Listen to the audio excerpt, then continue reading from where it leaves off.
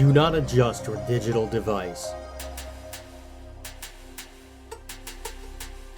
What you are about to see and hear may shock and appall you.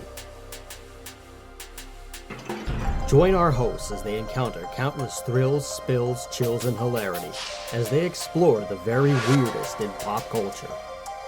The following media is so strange, so beyond the scope of what is normal, it will make you ask the question, why does this exist?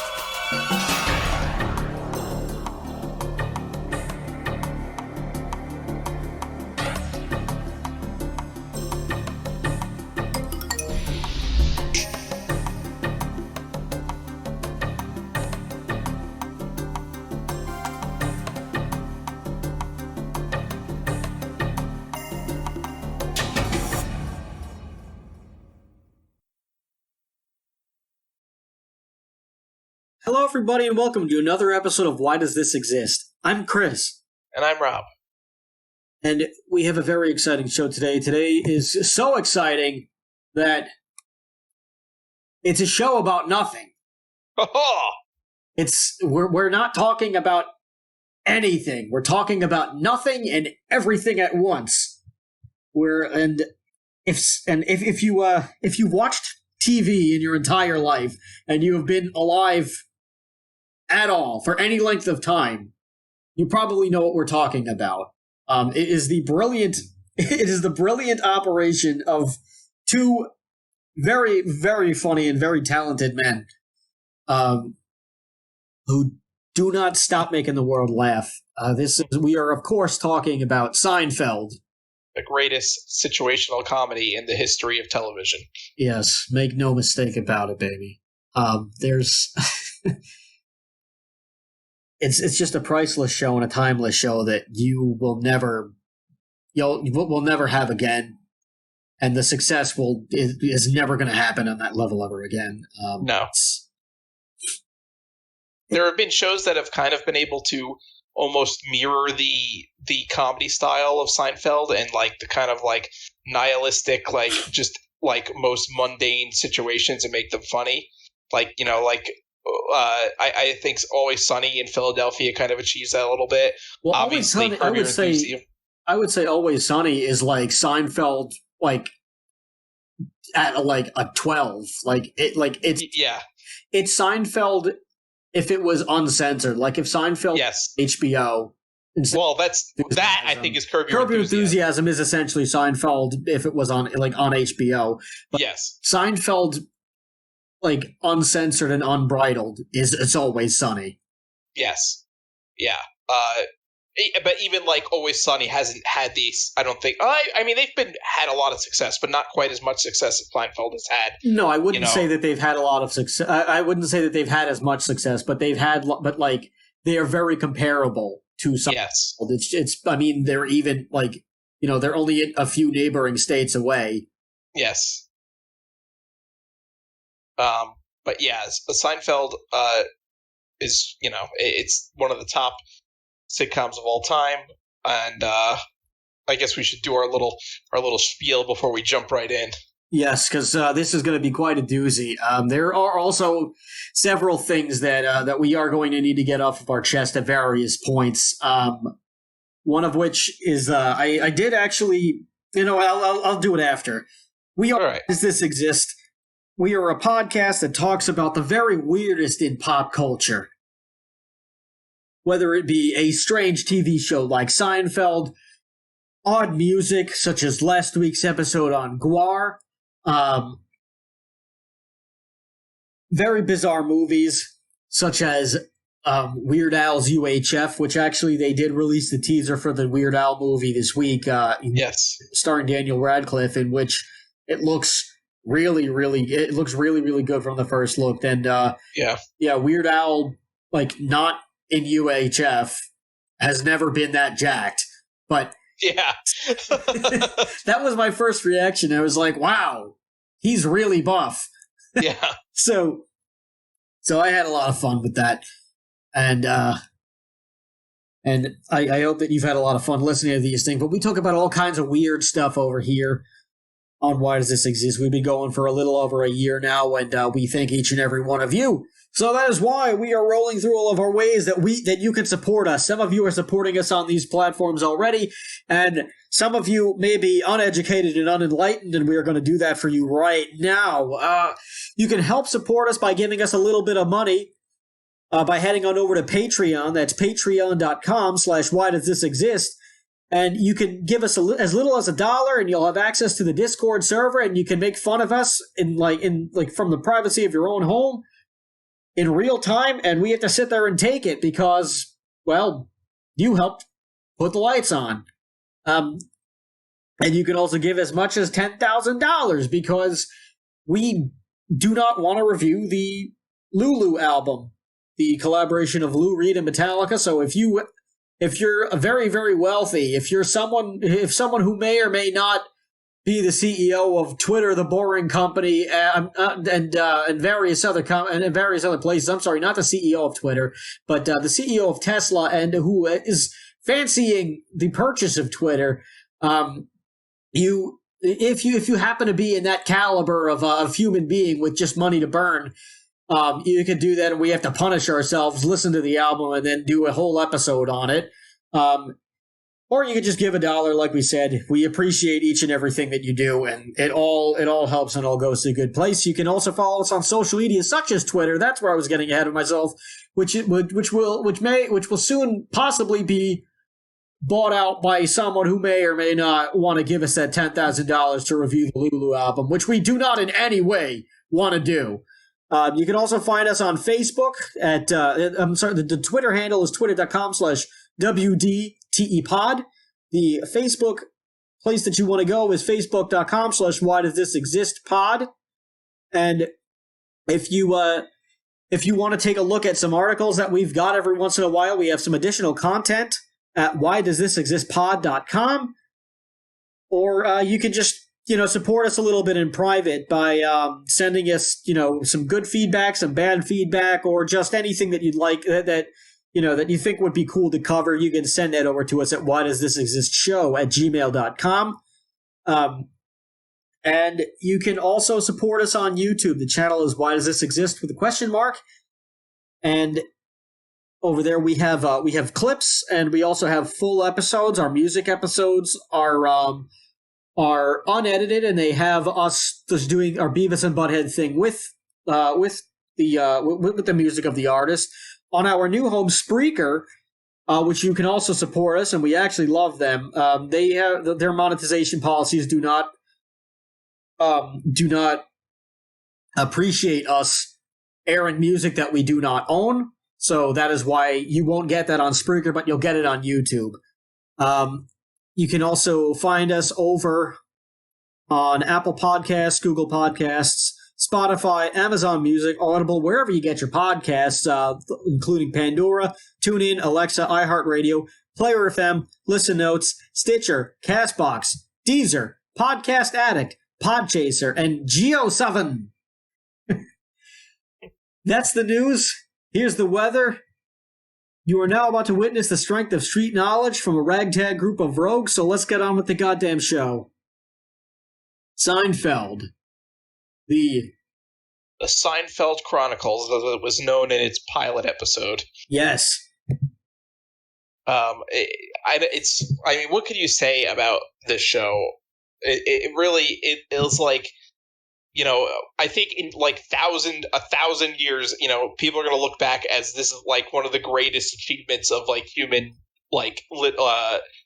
entertainment or the arts. They'll say much like we look back on like Shakespeare today. We hope they're going to say one of two things, which is probably the same one or two things that people say about Shakespeare.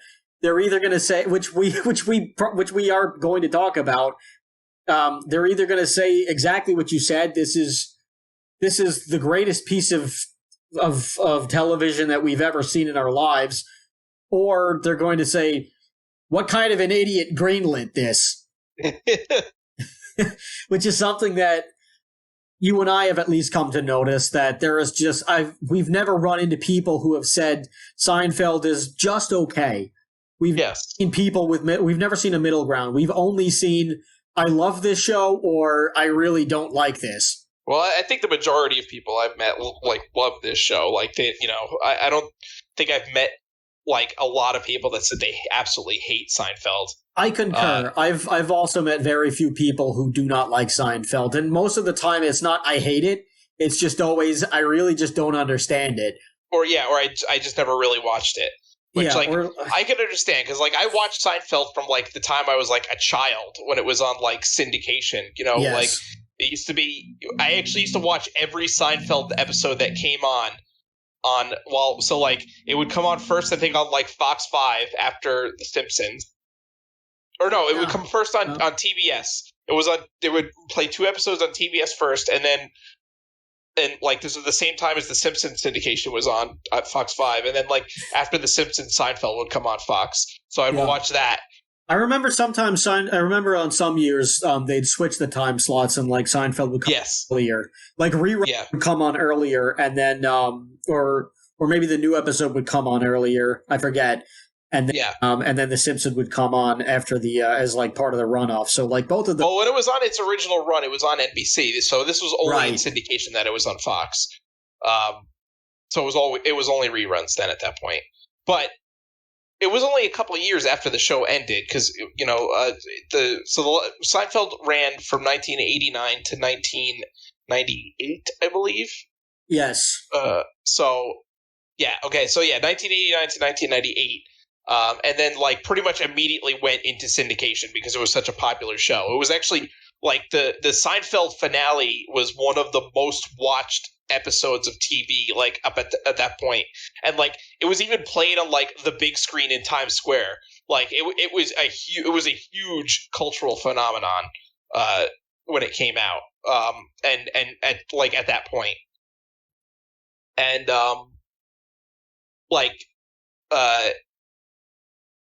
it's interesting because it kind of had humble beginnings because, the first season of Seinfeld is not that great. And honestly, like, so in my house, Seinfeld is pretty much on repeat all the time. Like when we need something, just background noise, like Seinfeld is like the default show I put on. So, I'm constantly watching Seinfeld. Like it's just on in the background somewhere. Yes. As we've been planning out our wedding, me and the future missus have been we've actually been like keeping Seinfeld on in the background. Yeah. Because it's like, well, we used to just have regular stand up on in the background, but then we'd like miss certain bits. Yeah. And we were both like, we both kind of want to watch this. Like it's not the same just like listening to it. We kind of want to watch this. So like with Seinfeld, we've already seen this however many times, so it's like nothing new, and it's like, what, it's just good to have on the background. And, yes. And it still gets everybody on that show paid. Well, and I think Jerry still makes like an obscene amount of money, like millions. I'm sure he does. I'm sure. I think Larry David, same thing. Like he makes it's like literally millions of millions of dollars a year in royalties. Oh yeah, because they're they're I mean, before they were even on streaming platforms, you had them in syndication from the very beginning of the show, practically on multiple channels. Yes, so there was never a day where they weren't making probably like tens of thousands of dollars just like without doing anything. Yeah. So that being said, that it's always on repeat in my house. I've seen Seinfeld like literally probably hundreds of times because it's just like, it never like stops. We just leave it on and it's really the perfect background show because like you said, like, I've seen it so many times. So it's like, I'm not missing anything, but like, I still laugh at it. Like, it's still funny to me. Like there's like the jokes just still hold up. Maybe it's partly a nostalgia thing too, because I used to watch it when I was a kid all the time. But there's still times where I crack up laughing watching Seinfeld, and again, seen it hundreds of times. There's never been a show that has like done that, like where I can still laugh at it, like years after seeing it, or many times. It's always I always still laugh at the exact same jokes. I don't think I've ever actually watched a Seinfeld episode and have like not laughed because I knew it was coming. I actually feel like it's gotten better because I know what's coming. Yes. The thing about every character is none of them are likable. They're like none of them are good people. So no, they're bad people. Well, I mean, they're not awful people. They're not like murderers or killers or anything, but they're assholes. Like they're like the people like the people on It's Always Sunny. Like those characters, they're pretty terrible people. Yeah, they're maliciously bad. Yes, we're on Seinfeld. Like they're just self-centered, really. They're self-centered idiots, and they never see what the problem is. They always think the problem is everybody else. Yes. I would say Kramer is like the best out of them. Like he has the best heart out of them, and like seems to be like the least like douchey about things, you know. But George is, I think, by far the worst. George is like conniving and and just neurotic, and he's like. So it's like an interesting spectrum, and then you have kind of Jerry, who's almost like the straight man. He's kind of supposed to be like the middle ground, voice of reason guy. Yeah, which I would say also Kramer is that too in some areas, because you'll often see where Kramer will take the side of the person that Jerry, Elaine, and George are having an issue with. Yes. Yeah, like most famously, like when they park in the handicap spot and the woman in the wheelchair like ends up like crashing her wheelchair because she can't get up the ramp because they parked in the handicap spot, and Kramer falls for the woman in the wheelchair. He goes to visit her in the hospital and falls for her, and basically like convinces George that they have to buy her a new wheelchair. But that's not a bad. They're not wrong. No, yeah, that's why Kramer is like the best. Kramer's not wrong, and I mean also like there's the other thing where where he has to pick up he has to get all the garbage to the dump, right? Yes, and he commandeers the school bus, and I'm sorry, not the school bus. He commandeers the city bus because he can't find anything that's going to he trash. That's when he does the Kramer reality. It's the Peterman reality tour. That's right. Because Peterman like bought his stories, but then and used them. So Kramer, and even though he said he didn't need them, he Elaine inadvertently used his stories. So he decides to he's going to make a reality. Which this is an interesting thing. This is there's so many references to Seinfeld. Real life references in Seinfeld, the biggest example is obviously the show within a show that Jerry gets offered this pilot from NBC, and basically it's like the story of how Seinfeld became a thing, but within Seinfeld. Yeah.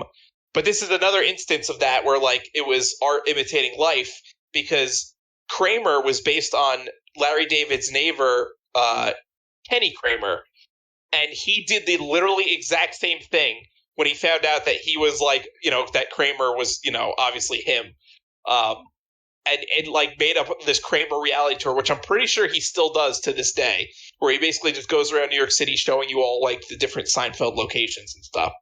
Assuming he's still alive, I believe he does too. I think he is still alive. But what I was saying was when Kramer has the bus, right? He's driving the bus, and he ends up being late.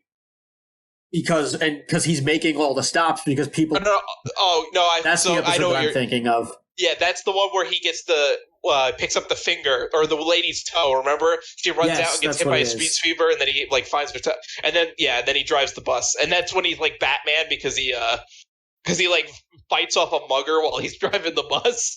Yeah.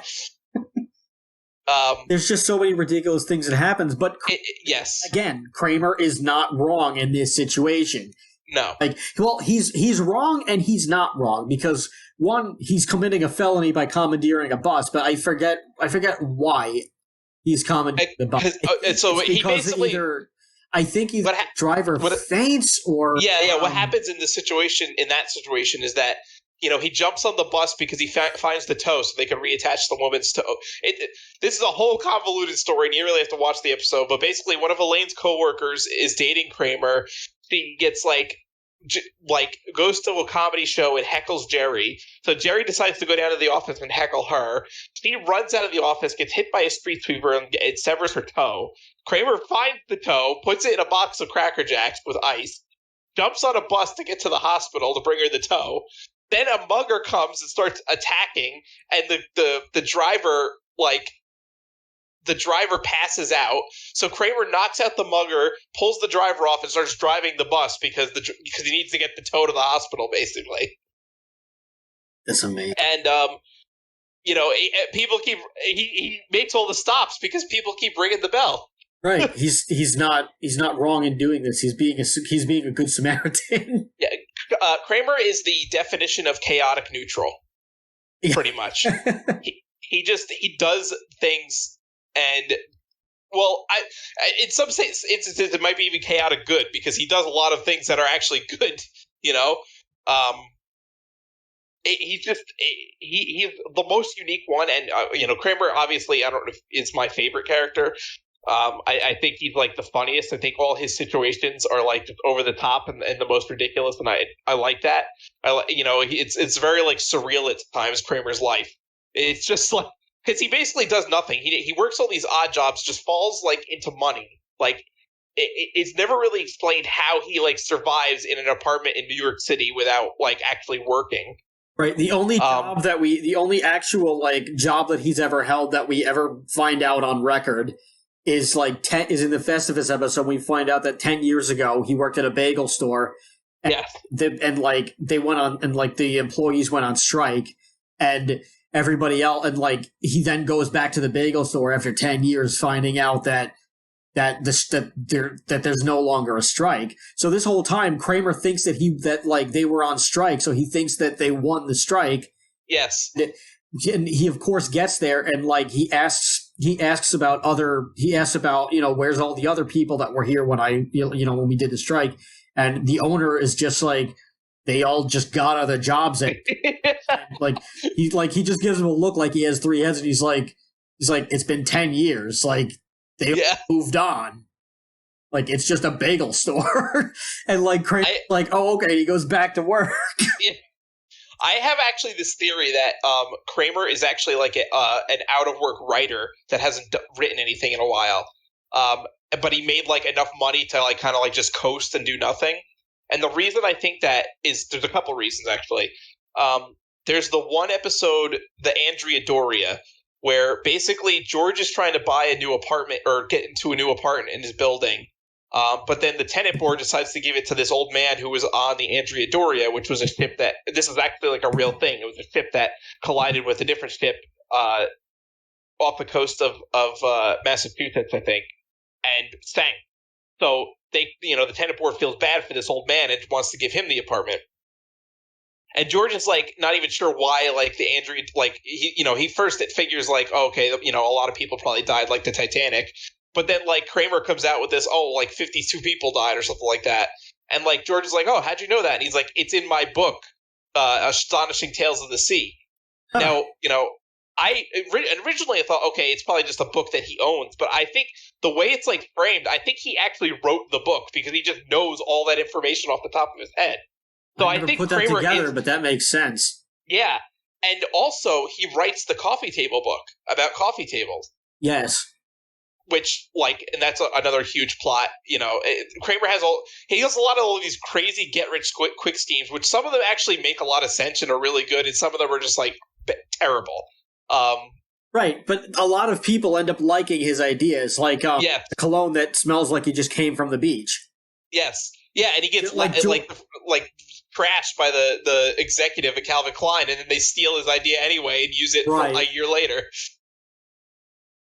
Right, so it turns out that a lot of times he is kind of a mad genius. Yes. And I think one of the funniest things is like how they is just Larry, like just to like backtrack a little bit on the Seinfeld origins, that like Larry David and like Jerry Seinfeld, like Seinfeld was obviously the rising star, and like him and Larry were like good friends, and Larry was also trying to working a bunch of odd jobs, trying to be a successful stand-up comedian. Like he was a store clerk, he drove a limo, he was a historian, and he did a bunch of weird stuff, and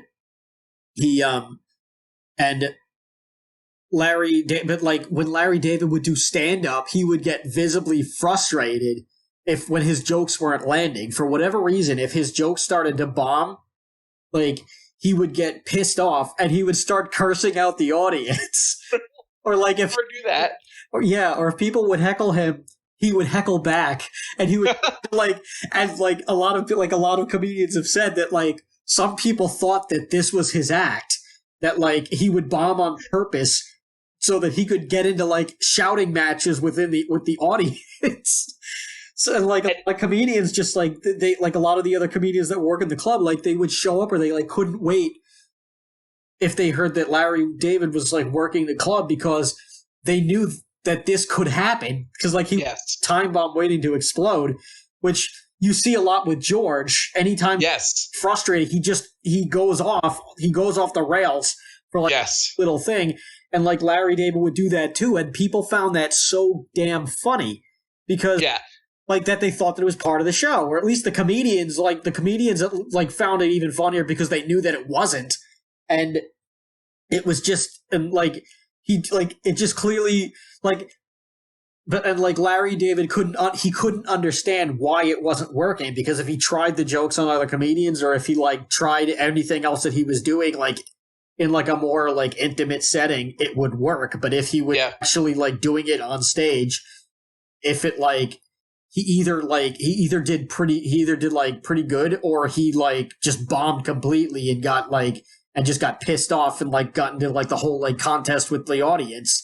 Yeah. And it's funny because Jason Alexander, who plays George, when he initially got the role, he based George off of Woody Allen. Yes. Like he wanted George to be kind of like this like awkward, kind of like sheepish guy a little bit. But then once he got to know Larry David and then realized that like George was supposed to be based on Larry David, he started acting like Larry David. Like he became like basically Larry David. So George is like analogous to Larry David in Seinfeld. Basically, he is like Well, Jason Alexander was like a serious theater actor. Yes, yeah, he was on Broadway, and actually, that's what he does now. He's back on Broadway again because he's a very serious actor. He likes Broadway. He likes, he's a very like serious like dude, and I guess now that he's got like squillions of dollars from Seinfeld, he doesn't really have to worry about money. He can just do whatever he wants. So he does why not do? He does a lot of corporate gigs. Oh, really? I didn't know that. That's interesting. He does a lot of corporate gigs. There was a company that I was working for, like, it's got to be like 3-4 years ago now. I used to work for them, and like one of their other brands, they had like this like big annual event thing that they did. That was like it was like all the bells and whistles, like a big conference, like a charity golf tournament, and they would always get comedians every year. Which if you talk to like a lot of like if you talk or if you see interviews with like a lot of comedians, they'll tell you that they do not they actually hate the corporate gigs more than anything. Oh yeah. But like Jason Alexander, he takes corporate gigs in between whatever it is that he's doing. And I don't blame him.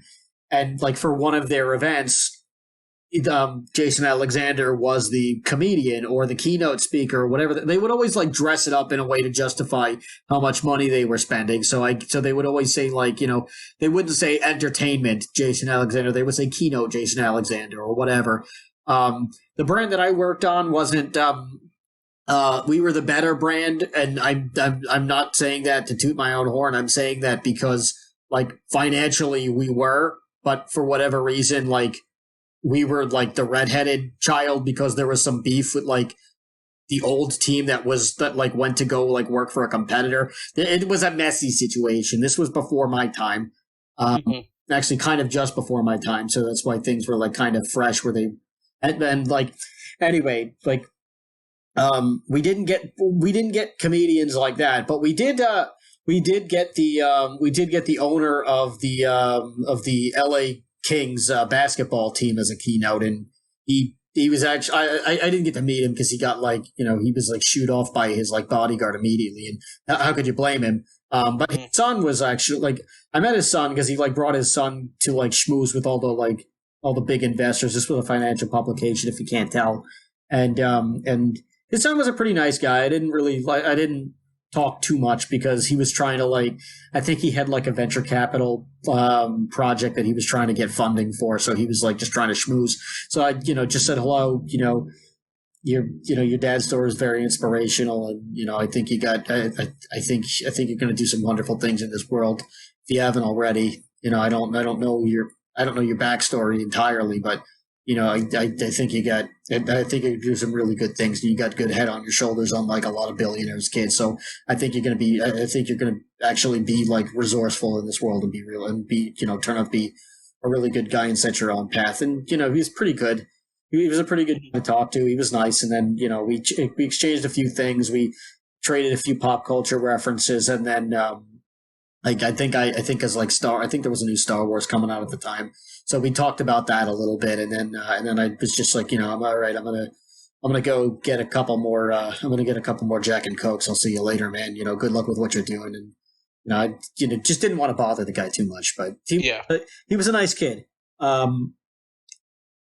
But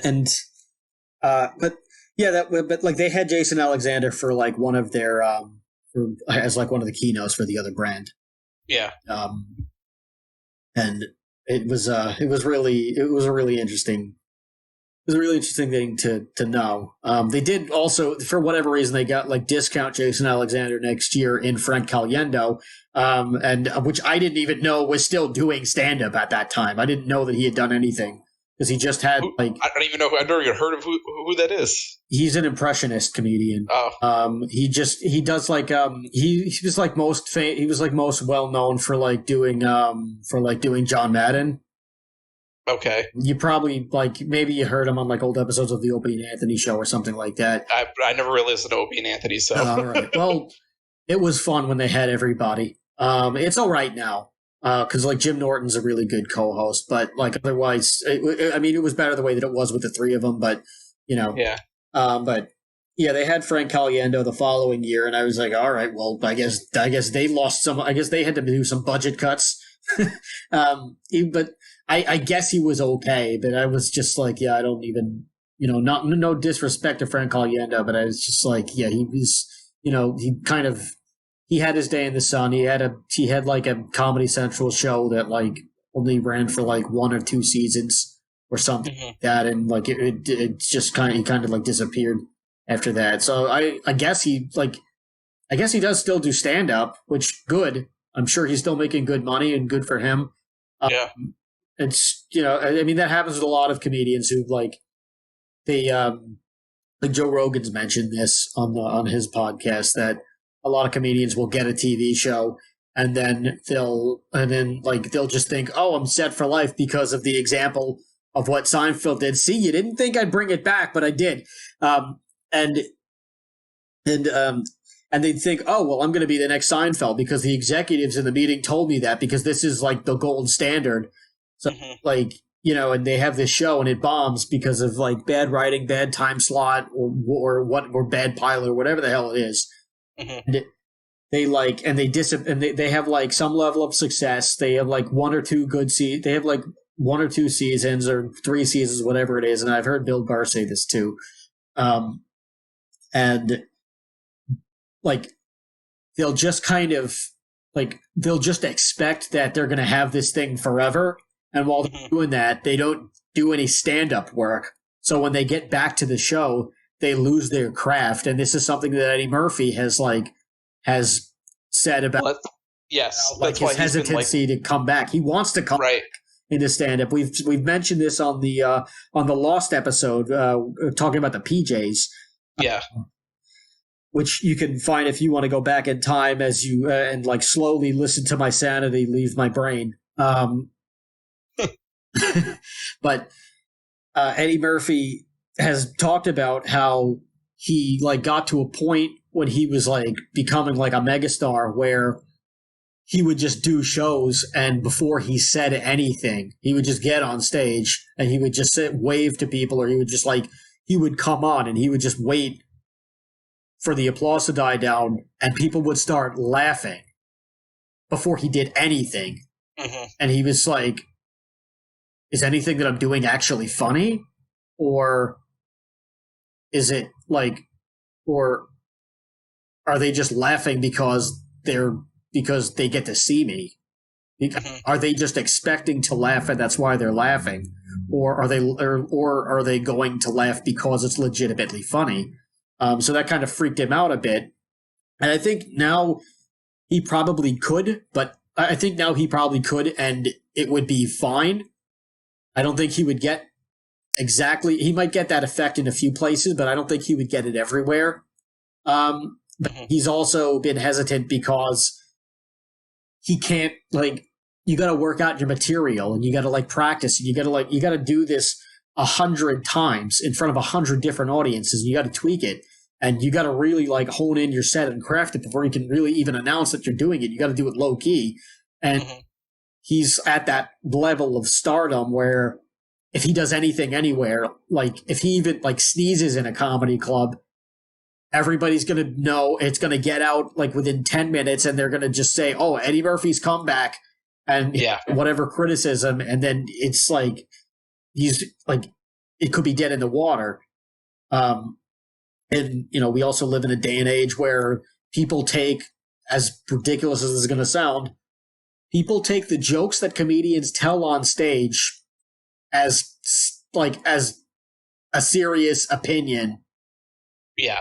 And that's not even close. You want a serious opinion, you ask your next door neighbor what they think of whatever it is that that you want to talk to them about, or you ask the president his opinion on things, and you ask a cop, or like a fireman, you ask an actual person whose job is not to make people laugh for a living, to get an opinion. If you want, like they're just telling a joke. They're saying, like, whether or not you think that it's funny is irrelevant. They thought that it might make you laugh, and if it didn't work, if it doesn't work with enough people, they don't tell that joke anymore. But if it works with a majority of the audience, guess what? It stays in the set, and if you don't like it, too bad. Just find something else. Just find somebody else. And and also if they said something that offended you, they didn't mean to offend you. They didn't get up and say, "Oh, I'm doing a show in Ohio tonight, and Brett from, like, Second Avenue is coming to the show with his wife and kids. Let me find out something that bothers him and his entire family, and just humiliate them in front of the entire audience." That's not the case. They don't know you. They don't know. They didn't know you were coming. They don't know what you like and don't like. Like, they're playing to a majority. They're not playing to one person. And that's like the issue that's like the weird thing that people don't seem to understand. But then again, these are people who haven't tried stand-up. Yeah. If they have, they don't understand that you have to bomb forever. Well, and that's the thing. People that aren't, like, musicians, people that aren't, like, people that don't do creative things don't understand how it's like, coming up in that kind of situation. That they don't do that.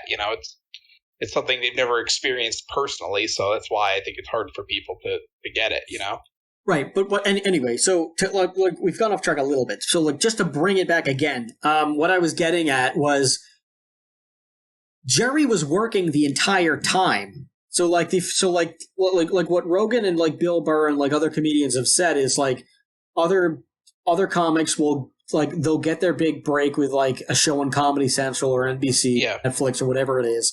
And then they'll stop working, as, like, they'll stop doing stand-up. Yeah. And whether you get too busy or whatever, that's not true, because look at Kevin Hart. Kevin Hart is one of the biggest comedians in the world. He's doing movies left and right. He's a megastar. Like, you have to be pretty damn big if you hang out or work out with The Rock on a regular basis. Well, it is hard, though, works. I'm not saying it's not hard to juggle all that, but I'm saying he still puts in the time and the effort and works. He's got to be one of the hardest working guys in show business, if not the hardest working guy. He's like Well, I was gonna say he does everything he does, and he does stand up to practice to go back on the road. It is crazy, and that's what Jerry Seinfeld too. Jerry Seinfeld was working. He was still doing stand up, even in the show. Like he's himself. He's a stand up. Like he doesn't have like a job at a factory. He's not driving cabs. It's not like a situational comedy where like. The star who is a stand-up comedian is something else. He's a comedian on the show. Yeah. Like, he's him through and through. Yes. Yeah, and episodes are capped by his stand-up routine, basically. Yes. The intro is usually his stand-up. And generally, the jokes that he tells in the beginning and the end of the episode in his stand-up are somehow related to the episode. Yes. Because, obviously the show is based directly on his comedy and Larry David's comedy. But interesting enough, so Larry David left the show after season 7, and he ended up coming back for the finale in season 9. But throughout seasons 8 and 9, Jerry was the sole executive producer, and that's why in seasons 8 and 9, Larry David thought the show should have ended at season 7 and didn't want to do any more episodes. He thought that was like enough, and so he left the show. But Jerry wanted to keep doing it because he still like voiced. He was still George Steinbrenner in those seasons, so I had no idea. Yes, yeah, he still did the voice of Steinbrenner, but he wasn't involved in the production. So Jerry Seinfeld had to take over as the primary producer, as the sole producer, and that's why in seasons 8 and 9 there's no more of Jerry's stand-up comedy, with the exception of the finale episode. They did, they had his stand-up in the beginning and the end, but it was because he didn't have time to do stand-up anymore. He didn't have time to write new stand-up material because he had to like basically devote all of his energy to the show because he was like the sole producer at that point. Well, the sole executive producer or whatever. So, it can be difficult, and I think that's what, a lot of, like, stand-up comedians probably get, like, distracted by that. Like, they have to, like, really focus on writing jokes for their show or, like, doing, productive things for their show, and that's why they kind of lose the craft, like you were saying. And I think especially, like, someone like Eddie Murphy who did movies and was making, like, millions of dollars doing all these hit movies, like, it gets to the point, it's like, well, why do I want to go on tour doing stand-up when I'm, like, making, like, plenty of money doing movies and, like, and then they kind of get, like, complacent a, little bit. I think Eddie Murphy's case is a little bit different because he saw that he was getting, like, a gut-busting reaction by not doing anything, like, before he even started doing anything, where, like, and he was just like, yeah, I don't, he kind of like got freaked out and was like, it is now a point where it's become impossible for me to know whether or not what I'm saying is actually funny. Yeah. So like I would say he was in a pretty unique circumstance where a lot of other comedians like who end up getting, their little, their like time in the sun that ends up being short-lived. They get a little too, like, I don't, and I'm not saying this happens to every comedian. Clearly this doesn't happen to every comedian, but a lot of them, they get complacent with the show, or they just, oh, well, I'm going to be on TV forever. And that's not the case. And they end up doing it like, and they end up getting too complacent. And when they do have to, and then when they get the call that they never expected to get, which is, sorry, they canceled the show, or we're not going to renew it for another season or whatever it was. Like they go back to doing stand up and they're just not very good anymore because they fell off and they didn't continue honing their craft, and like just kind of like it's kind of like when you go to the gym for like a long period of time and you start seeing a lot of results and you got muscles and you're jacked and everything and you're like, oh my God, like I could be a pro wrestler tomorrow. And then like you like then you stop going for like 6 months or whatever, and you can't go to the gym and lift the same amount of weight that you were lifting 6 months ago because you didn't keep up a routine maintenance. Like if you're lucky, maybe you can, or maybe you don't have to like, or maybe you don't have to, maybe you only go down like, 20 pounds or something like that, or like, and you got to build it back up. Maybe your muscles are still pretty good, but like in most cases, you got to start all over again, because like comedy in general it's just, and like any skill really, it's a muscle. Yeah. Repetition is important to keep it strong. Yeah, like even if you and 30 honing. years, even if you've been doing it 30 years, like that maintenance, that routine maintenance is more important than progress. Yeah. It's like once you're good, you can either be like once you're good at something, you can either get better, or you can either progress or regress. Or you could, and like you really don't want to get complacent, because once you get complacent, you start to regress, and and you'll see that you'll see that with comedians that like didn't really fall into that, like Joe Rogan's a perfect example where he never really stopped doing stand-up comedy. Right, that's what I'm saying. Is like Jerry Seinfeld did not stop either, and that's why he's still sharp. And not until after the show. I think after Seinfeld, he kind of stopped, and like that's why his more recent stuff hasn't been as good. Like the 24 Hours to Kill thing had a couple of good jokes, and most of it was kind of like, no, he's still touring. He's still been touring this whole time. Oh, really? I didn't know, because I saw that special. Like, so he's released a couple of specials recently, like within the last like 5 or 6 years or so.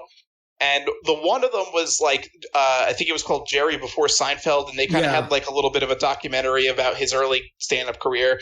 And then he also was doing, it was interspersed with a show with that he did at like one of the first comedy clubs he ever played in the city. It was like this little basement club, basically. Yeah. And he did a lot of jokes from like his past, so it was like a lot of his old jokes rehashed, but he also did some new stuff, and that was really good. Yeah, he did like a combo of a highlight reel with a couple of new things. Yeah. Then, which at the time I thought that was a swan song, to be honest with you. I thought that was how he was going to go out, and if he did, I was like, that's like this. It would have been perfect to go out like that. But I liked 24 Hours to Kill. I thought that it was. I'm not saying I didn't like it, but it wasn't his best like comedy. I mean, also he has 2 sets. He has 2 different sets that he like interchange depending on the audience. Yeah. Yeah, he has his like archive set of like, his highlight reel and whatever that he'll play like your audience. Yeah. He'll have his newer set, which is sort of like a little bit of a combination, but with more newer things. Yeah. So like I think so. Like that's something a lot of people like don't know, is that he like you might like depending on. I heard Anthony Jeselnik say this actually on like one of the Joe Rogan episodes, that he he saw Jerry Seinfeld and it wasn't good, and he was very disappointed because it was his hits, and that's where he found out that and then I think Joe or somebody else was just like, yeah, he has 2 sets. He does one in front of he has like the newer stuff in front of the younger crowd, and he has like the older set in front of the older crowd, and he has to memorize those for his entire tour based on where he's going. So it's like that is an incredible amount of work, because you not only have to remember stuff that you did like 15, 10, 20 years ago, 30 years ago. Mm-hmm.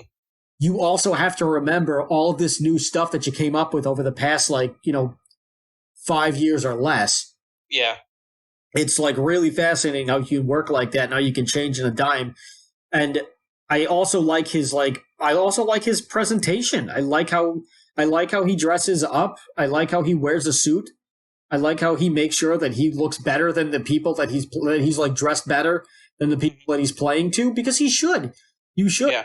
Like, if you're I get it if you're just working in front of a small room and like you're thinking, all right, I'm just going to wear a t-shirt and jeans today, and that's fine. A lot of people do that and they do well with it. But I mean, we've also like, this was what we did when we were doing the Zamboni and nuclear hatred stuff. Is like we wore suit jackets, we wore blazers, we wore capes, we wore tuxedo jackets. Like, we made sure that we wore nice shoes.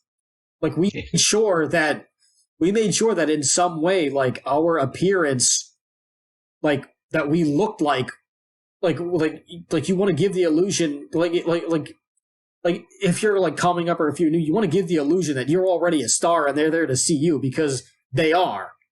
You're like just because you're not like on a marquee or anything, or you're not making the big bucks, they came to see you one way or another, whether or not you're the opener or the headliner. The butts are in the seats, and you can give them their money's worth. So like, even if you even if they came for the headliner, there's still some people who knew that you were there and they're coming to see you too.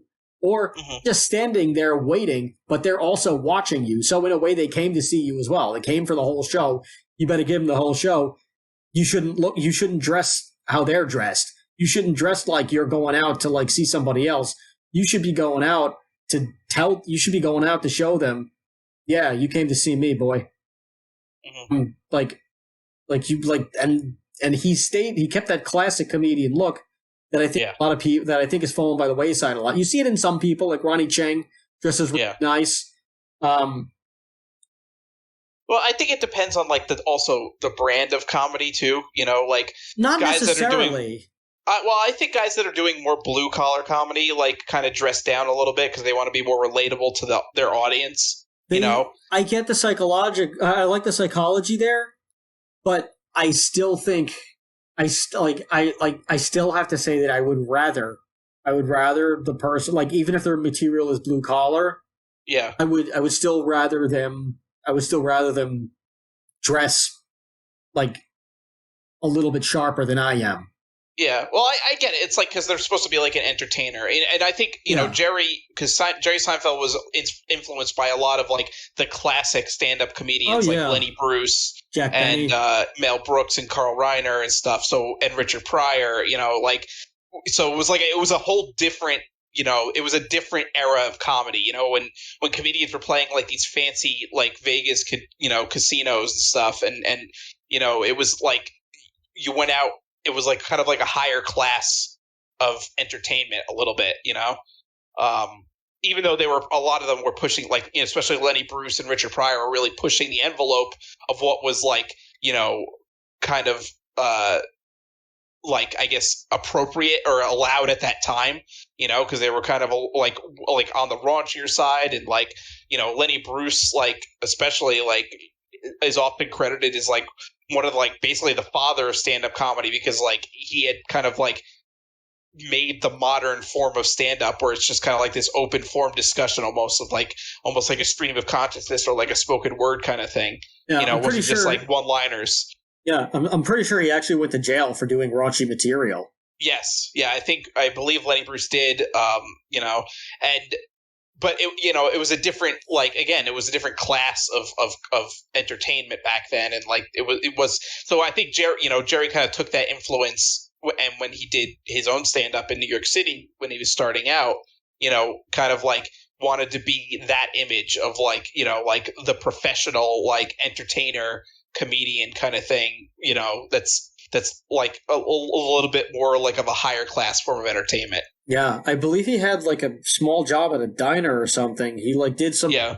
He just had like a really like small part-time job or whatever, and he kind of just like worked to eat. And he I think his parent. I think he was from Long Island. I think his dad owned a hardware store or something like that.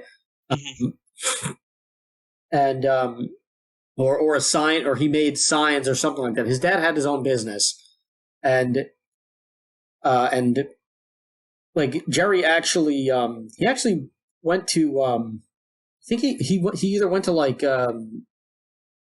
he either went to Binghamton, Syracuse, or Oswego for like a year in SUNY. He went to like one of those upstate colleges for like a year, and then he dropped out, and because he knew that I'm just not going to do anything that I get a degree in. Like he knew that he wanted to be a comedian, and he moved to New York, and he like worked, but he also became very good friends with George Wallace, who is a very underrated stand-up comedian. He has a residency in Vegas, I believe. And George Wallace in like some ways was like the complete opposite of Jerry Seinfeld. In like he knew that he always wanted to be a comedian, but George Wallace is very well like educated. Like George Wallace had like well-paying jobs. Like he worked. Yeah. He had several different careers. He has like three or four different degrees. Like I think he has like 2 masters and like 3 undergrads in like different departments, and he like worked all of those jobs for a while he was still, but like he knew that he wanted to be a comedian, but he was like, all right, well, I got to do this thing during the day to pay the bills. He had a nice apartment in the city, and Jerry would live in his apartment like rent free basically. So George Wallace like took care of him, because George Wallace would like travel a lot for work. And he would do it for work, and he also would do it for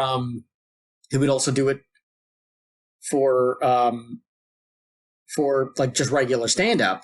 So he was like, well, if I'm not going to be in this apartment a lot of times, somebody might as well be using it, and I'd rather it be a friend. And like, so Jerry got to sit there and just like write all the time until he was able to finally like get his own place. Yeah. But it's just really fascinating, and like him and Larry David would hang out all the time, and that's kind of where. Yeah, and they were also roommates, I believe, at one point too. Yes, I think Larry so. David. And like this bond would just develop. Like, yes, just over and it was. time, and it's very much it like was a show. It came out very. It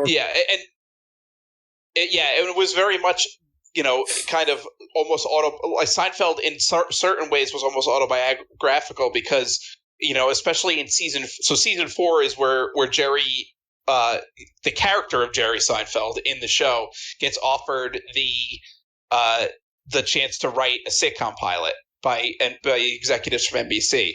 And so he goes in with George. Like George, basically, they start bouncing ideas off each other, and all of a sudden George becomes his writing partner. So it was very much like the relationship between Jerry and Larry David, and how they became, writers of the actual show Seinfeld.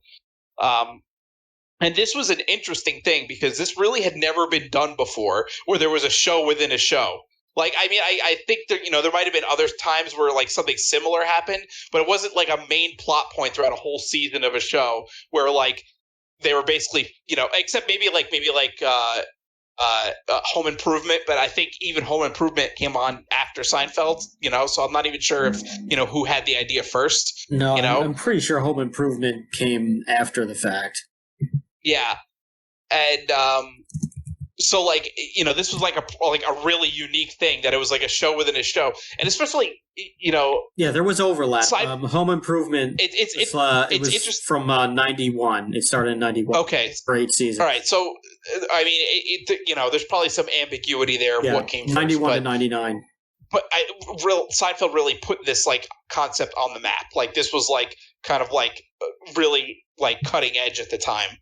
And, their whole pitch to the NBC executives, Jerry and George, is it's a show about nothing. So it's literally just like a show about the most mundane, like, as Elaine puts it later on, the excruciating minutia, of daily life, basically. The most boring, like, and it's funny because this is like literally what Seinfeld is. But, it's so much more than a show about nothing. It's a show about everything, and that's what like people like that don't understand Seinfeld, I think, don't understand about the comedy. It's not a show about nothing. It's a show about literally everything. The whole show about nothing is just kind of like almost like the tagline to it. But really, there is like so much stuff covered, and so many like different situations, and like it seems so mundane, but they make it hilarious, and it just works so well. And I think, a lot of this stuff was pretty cutting edge for the time, for the 90s, like pretty like progressive. There's a whole episode where they covered like controversial topics in like very lighthearted and funny ways that like worked.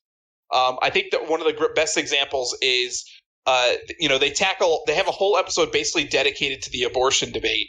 And like, so Kramer or not, Jerry and Elaine go to this restaurant, Poppy's, which is like this, like, famous like Italian restaurant. And like Poppy is like kind of like this recurring character on the show.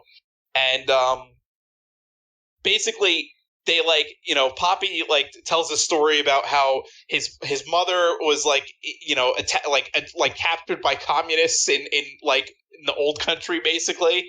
And they forced her to have an abortion, so he's all against abortion. And this starts a whole huge like fight in the restaurant between Elaine, who is obviously she's a businesswoman. She's a 90s like very progressive kind of forward thinking person, and is very much for she's very pro-choice.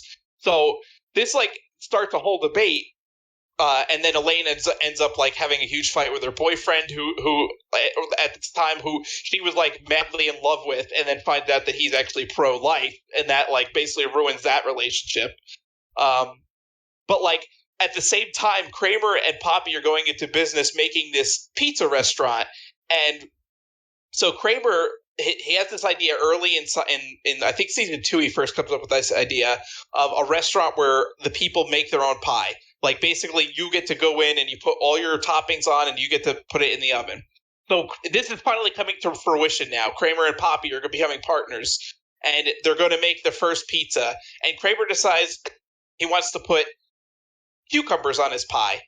And Poppy's like, no, you can't do that. It's going to ruin the pizza.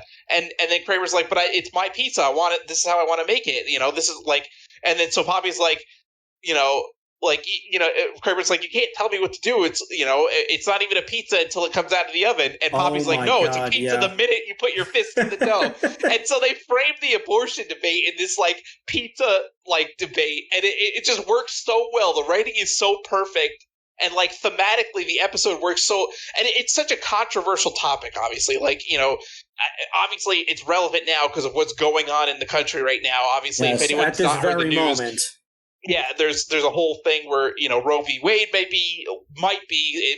There was a leaked draft letter from the Supreme Court that might repeal Roe v. Wade. So this debate is still happening to this day. The show is like 30 years old,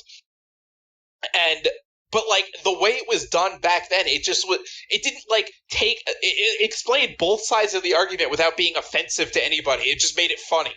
And they did that with so many different things, like homosexuality and all these different like what we could, I guess, consider controversial topics, especially in the 90s. And they just take it and made it lighthearted and very like and it worked, and it was funny, and it wasn't like offensive to anybody. It was just funny.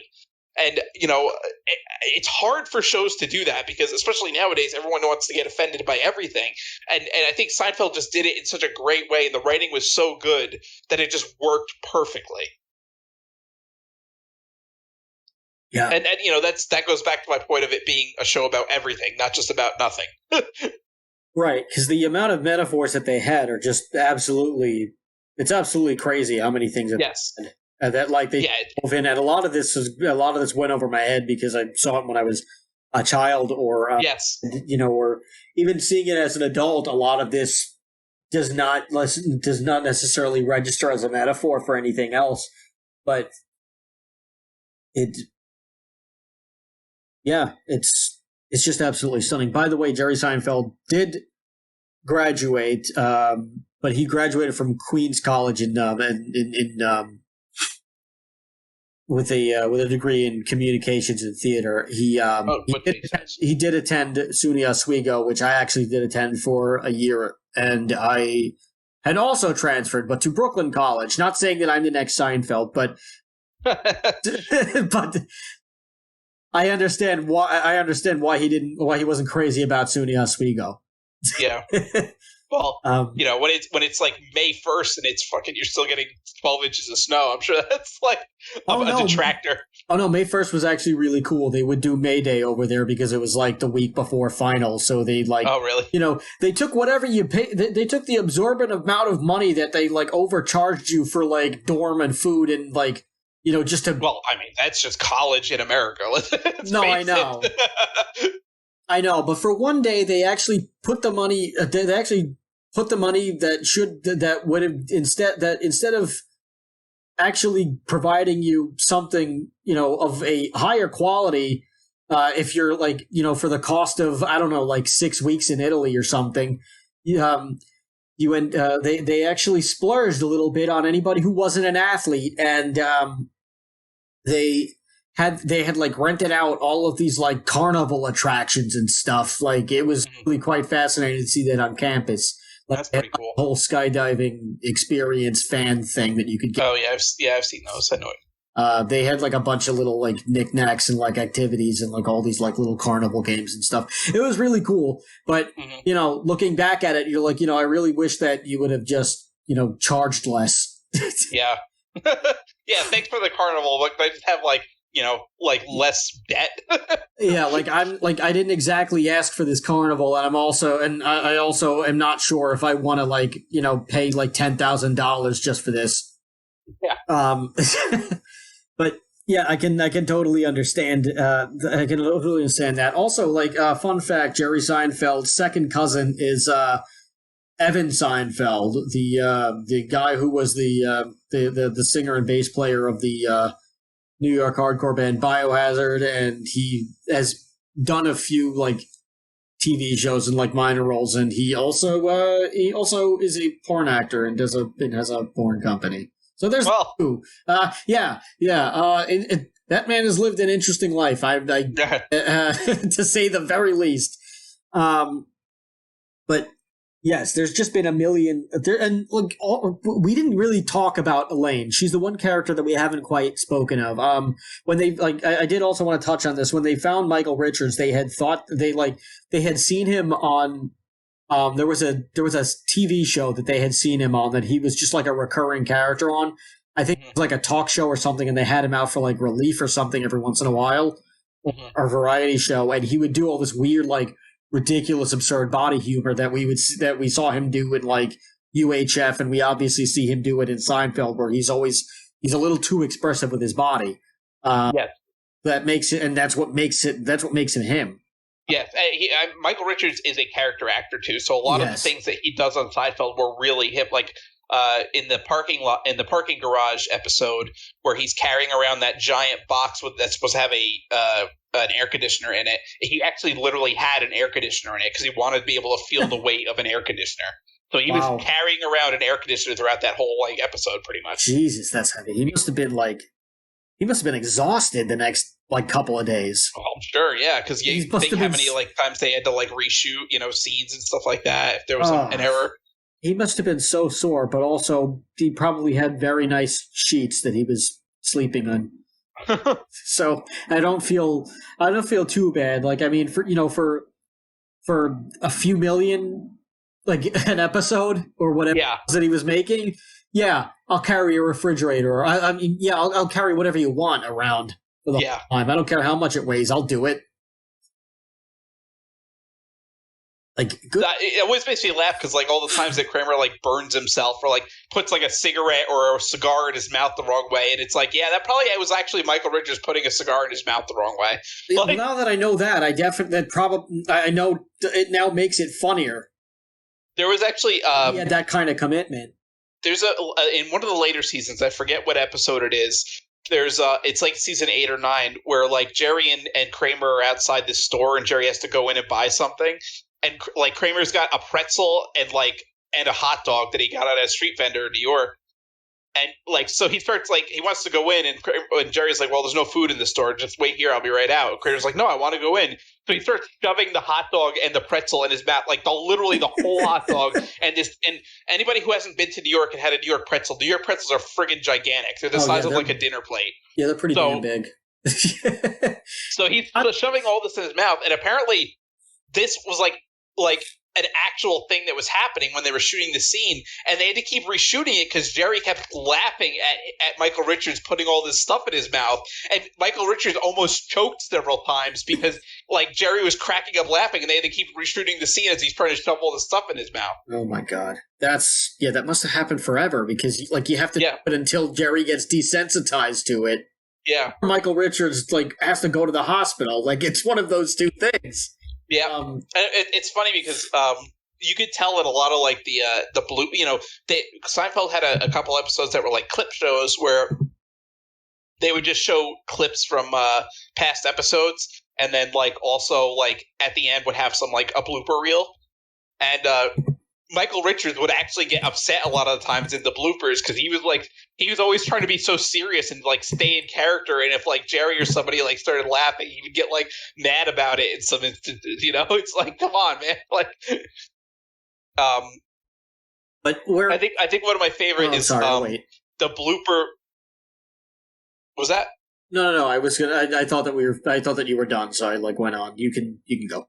Oh, I was gonna say the blooper where Kramer was like smoking so much and his face is all craggly and messed up from all the cigarette smoke, and the blooper is like Jerry can't like say his lines with a straight face because he keeps seeing Michael Richards like it's just his face all like with this like makeup on. He just keeps like laughing at it, and it's so hilarious because you can tell Michael Richards is trying to stay in character, and Jerry just cannot keep a straight face. He just like is dying laughing. And you got to think it was probably like just like an amazing time to work on this show. Like it was just so funny and like so legitimately funny that the actors like would crack up laughing all the time. Oh, I'm sure. I'm sure it must have been like one of the fun. It must have been one of the most fun. Yeah. Things to ever work on. But what I wanted to say before we started again talking about Kramer, I'm sure there's going to be a YouTube. Yeah, I know. Well, or somebody's going to listen to this. They said they were going to talk about Elaine, and then they started talking about Kramer. I'm sure that'll happen. But anyway, what we hadn't really spoken about Elaine at all. Yes. And I feel bad that we're bringing this up later into the episode, but you know what? Better late than never, because Elaine is a gem of a character as well. And it's interesting because every character is riddled with their own psychological issues and like trauma. Like you have Jerry who's, he's just trying to do good, but everything that is not perfect bothers him. You have George who like, he obviously has had a very traumatic childhood and that's reflected on him. You have Kramer who, well, we actually don't really know why he does what he does, but like he's obviously a bit disturbed. Yeah. You have Elaine who like, I don't know. I don't want to say that she's like entirely a narcissist, but I think she has like narcissistic tendencies. And yes, absolutely. And she also just does not seem to understand like when she is ever in the wrong. And that's what like a lot of her like episodes are on. Or like she doesn't think that she's like, she can't like, she doesn't understand how she's like, how like she doesn't understand how she's problematic in whatever way. And I mean, they all kind of do, but like she really like where George will reflect on things and he'll realize where he went wrong, but he'll proceed to continue doing it. Yes. Like he'll never learn his lesson. He thinks that he has. Yes. Elaine will never, it will never compute. Like Elaine will never have that moment where she realizes why she was wrong. She'll continually point the finger and like just assume why everybody else is the problem except her, and she'll never get it, even when they've fully explained what happened and why she did what she did and what it was. Mm-hmm. Yeah. Elaine, I think, also has the biggest transformation throughout the series. In the earlier seasons, she's kind of like more innocent. She's, a little bit nicer. She's a little bit, friendlier, but then like as the series goes on, and especially like after like she starts working for the J. Peterman catalog, she kind of becomes like way more sarcastic and way more like uh, uh, like disillusioned with the world, I guess, and like Yes. kind of loses that innocence and becomes kind of like just like cold and calculated and like and kind of sardonic and like is like to the point she like just becomes like this like more mean spirited person. It's like she's like browbeaten, like the world has kind of turned her from this innocent girl into like this like, oh, okay, now I'm like a cranky like person because the world is like screwed up and like I've had so many like bad experiences and bad relationships. Yeah, it's probably the most relatable character of any of them on the show, because it's like at the beginning of the season, think of it as like you get out of college and you just graduate from college and you got all these big hopes and dreams and you're like, I'm going to change the world. I'm going to use my degree for good. I'm going to get a job at a great company and I'm going to do big things. I'm going to rise up the ranks and I'm going to really make a difference in this world. And I'm going to really like put my mark on society. And I'm going to, and I'm going to help other people and I'm going to be this great thing and it's going to be amazing. And then you get older and then you realize life kind of sucks. Yeah. You realize things that you planned do not happen that way all the time, or they don't happen the way that you expected them to. You don't account for any real bumps in the roads until you experience them many times. And over time, you gradually get jaded, which is the evolution of Elaine. She goes from being the college kid to being, the person in their 30s, like 10 years removed from college, like pretty much what we're going through now, I guess, but a lot of the world is going through now if you're around that age. Yeah. And you see just, how, like, not fun things can be, and just how, how you can be blindsided by stuff, and how all of these things come together, and how, like, life really likes to mess with you. Life really puts some things in your way. You're going to get a lot of things stuck in your craw, and you got to figure out how to adapt to that. And, you're not going to like most people, honestly. You're not going to, and Elaine is the perfect example of that. You, especially, like, speaking as a New Yorker, everything happens to Elaine, I can completely agree with, and everything that happens to Elaine in like the character transformation, it's completely believable. Yeah, and it's interesting too because the way they did it too is like obviously like her personality changes over time, but like there's like a stark contrast in the way she looks even. So like she actually becomes more attractive. I think so, but I agree with that. Which I'm not saying that she isn't attractive before. She's a woman, Julia Louis-Dreyfus. But seasons 1 through 6, she kind of has this intentionally changed.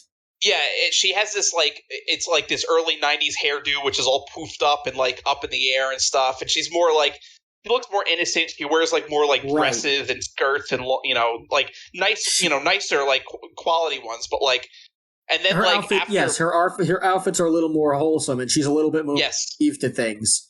Yes, and then when she like makes this transformation, which is like the start of season 7, she changes her hairstyle completely. It's now like parted down the middle and is curly, and like starts wearing like pantsuits. Like she becomes like this like almost like businesswoman look, where she like looks very much like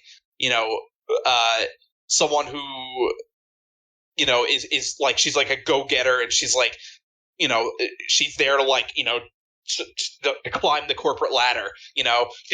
She's lost that innocence completely and becomes like this like cold calculating like this person. And there's you could really just like the way she looks is like completely different.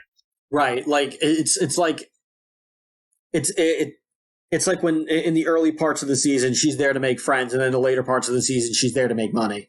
Yes, exactly. Yeah, that's a really great like metaphor for what it is. Pretty Rest much, in it is peace, what Scott Hall. I cannot take credit for that quote. it is. Yeah. So it like, and I like that Elaine better. Like, I like the business. I like how she becomes like this like cold, like calculated, like like she becomes completely like disillusioned with the world and like loses that innocence and becomes like and she even gets to the point where she doesn't even like being with like Jerry and George and Kramer anymore. And there's one episode where she actually leaves the group and goes out with the Bizarro Jerry, who's this guy Kevin that she dates briefly, and then breaks up, but he wants to remain friends like Jerry. And it turns out he has like literally he's like the Bizarro Jerry. He's the exact opposite of Jerry in every way, including his apartment being the exact opposite of Jerry's apartment, like a mirror image. And him like being a huge fan of Bizarro Superman instead of the regular Superman. And he has like a friend who's Bizarro George and a friend who's Bizarro Kramer, who are the exact opposite of George and Kramer. And like so Elaine gets so fed up with with her regular group that she goes to try to be friends with them. But at this point, she's so corrupted from spending so much time with Jerry, George, and Kramer that she doesn't fit in with her new friend group that are nice and kind and like loving people. And like she ends up getting kicked out of that friend group and has to like go basically crawling back to Jerry, Cosmo, and George. It's honestly just it's like, it's something that I hadn't really thought about for a while, but yeah, it's actually very, very good writing, her character transformation. Yeah, it is really, her arc is probably the best out of all of them. Yes, because the others don't really stray too far from the beginning. No, Kramer and Jerry are the same at the beginning as they are at the end. They like don't change at all. Yes, I think George.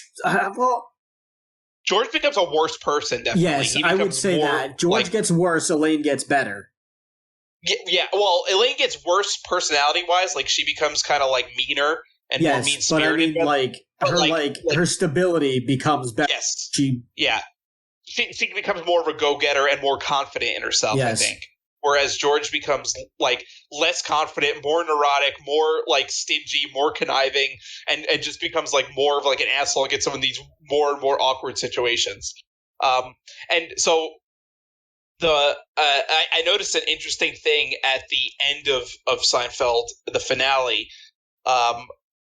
So for those who don't know, and if you haven't seen the finale at this point, I'm going to spoil it. But it's been freaking 24 years now, 23 years since the finale aired, so like go see it if you haven't seen it. So but the four of them, they end up, so George and Jerry's pilot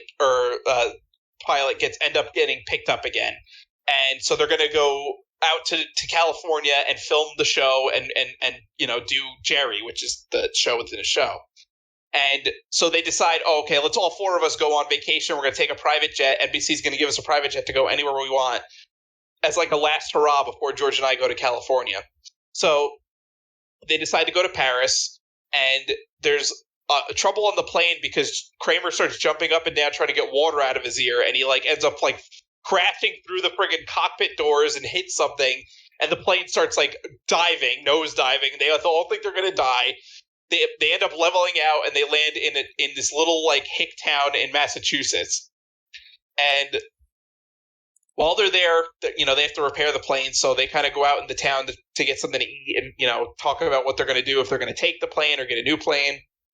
And they see a guy getting mugged, and so they them being four like Manhattanites, this is like a common occurrence. They see this all the time probably, so for them it's just kind of like a funny thing, and they're like kind of making jokes, and Kramer's filming it and they're cracking jokes about it because this is something they see. But of course in this like little small town in Massachusetts, they're like obviously seen as horrible people for filming a guy getting mugged. And it turns out they're violating an actual law called the Good Samaritan Law, which says that they have to help if things aren't like, if it's not like a life or death situation, they should try to jump in and help. So they end up getting arrested, thrown in jail, and they're actually prosecuted. This isn't just like a fine. And the episode goes into like a whole thing where they bring back all these old characters that they interacted with throughout the years, like for like all the way back to like the first few seasons, and they're all testifying against them, and about how horrible they are. Right. It is every person that they've ever wronged over the course of the show. Yes. Yeah. They basically come back to bite them in the ass, and so they end up getting convicted. And they have to go to jail. And it's funny because, like, Kramer and Jerry, like, really don't seem to mind that they're going to jail. Like, Jerry's like, it's just a year, whatever. Like, he doesn't really care.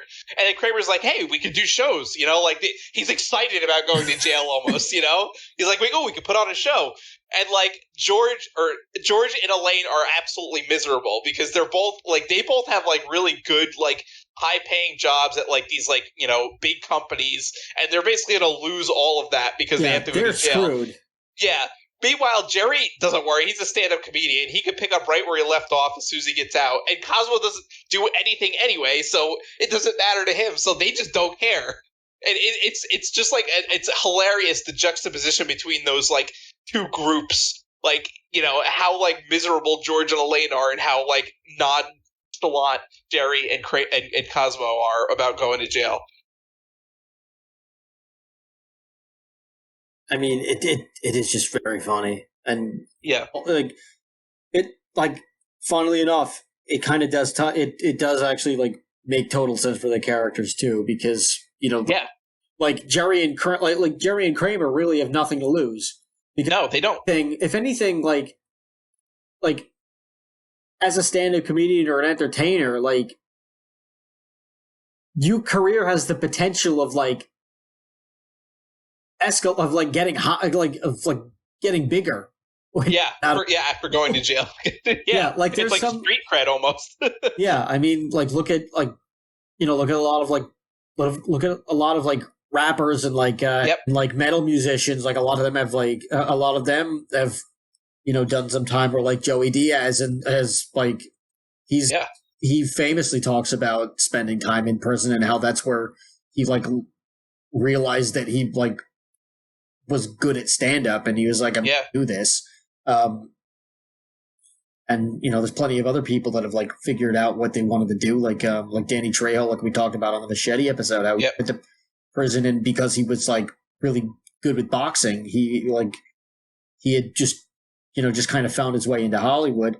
And there's just like it goes on and on of how many people have just bounced back from it. Like plenty of people in the wrestling business have had criminal records, and they've gone on to be like world champions.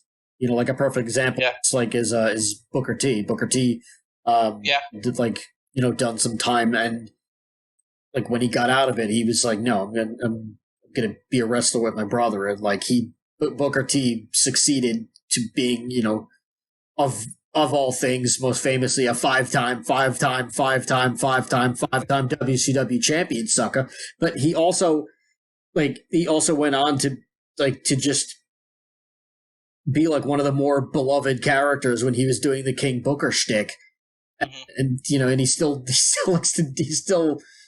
like a very like cool character. He has his own wrestling school. And the guy does not age. The guy looks like $1 million still. And, he came back from it. MVP also did time in prison, and he came back from it and wanted to become who he is now.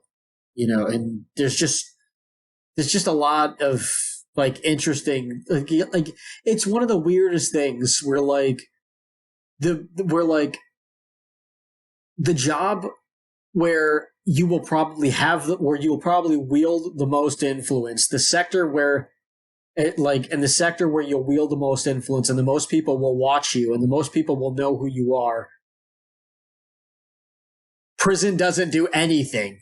But if you're trying to like work at a Rite Aid or something, like you're screwed if you have to go to prison. Which that already tells you enough about the hypocrisy of like of things. Yeah. For like the average person, like listen, if you're having if you're having some trouble, or if you think or if you're going through something that you're not really sure that you can bounce back from in the corporate world, just go into entertainment, just go into show business, and you've got a better chance of actually like being a millionaire, being successful. All these, you have a better chance of like skirting around all of these people who are miserable at their jobs that are just trying to do the right thing day in and day out. Yeah, and it's kind of bananas if you think about it in that way. But you know what? That goes to show you that there's hope, and if people can go to prison, come back from it, and like, you know, become like mega movie stars or mega sports athletes or whatever it is, like, you can do it too. Whoever you are listening, if you're going through a rough time, like, just know you can do this. You can get out of this. You know, you're going to kill it one day. You're going to crush it. Maybe I shouldn't say the word kill it, but you're going to be excellent one day. You're going to come out of whatever tough time you're going through, and you are going to absolutely take the world just completely by its underwear and drag it across the universe. Yeah. Give it the biggest wedgie of all time. You're going to be fine. You're going to be fine.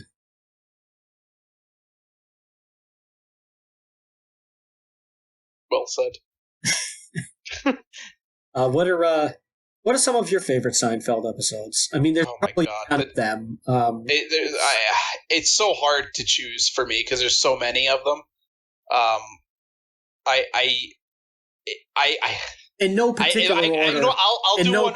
Order. You could just mention. I'll do one from every season. A few of them. I'll do one from every season just because that's like, I think, the best thing. So season 1, like I've said, is not really my favorite. I usually skip it when I do like reruns of Seinfeld. But I would say the stock tip is probably my favorite episode from season 1.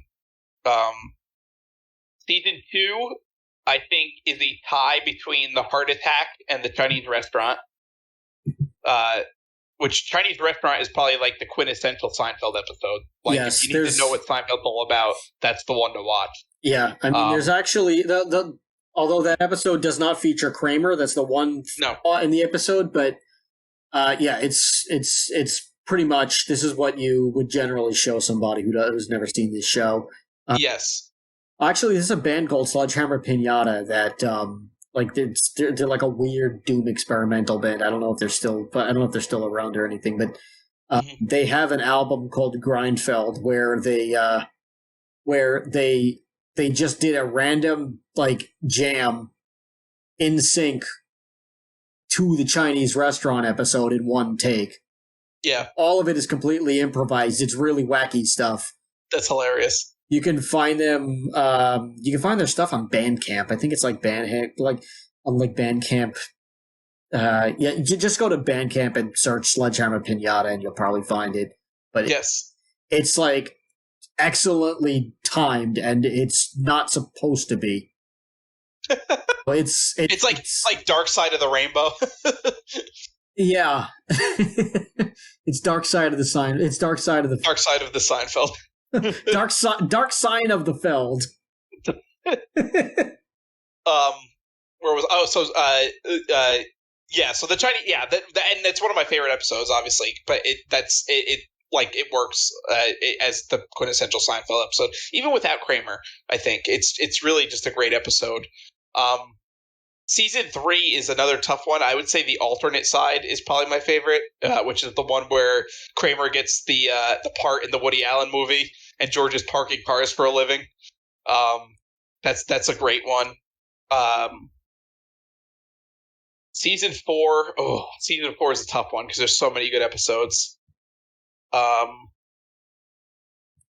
don't know if I could pick a season 4 episode. Seasons 4 through 6, I think, or 4 through 7 rather, were the best Seinfeld seasons there were, hands down. Like, all the best episodes are within seasons 4 through 7. The Bubble Boy is probably one of my favorites from season 4. There's so many good ones though. The Bubble Boy, the contest, the Cheever letters. The contest is a good one.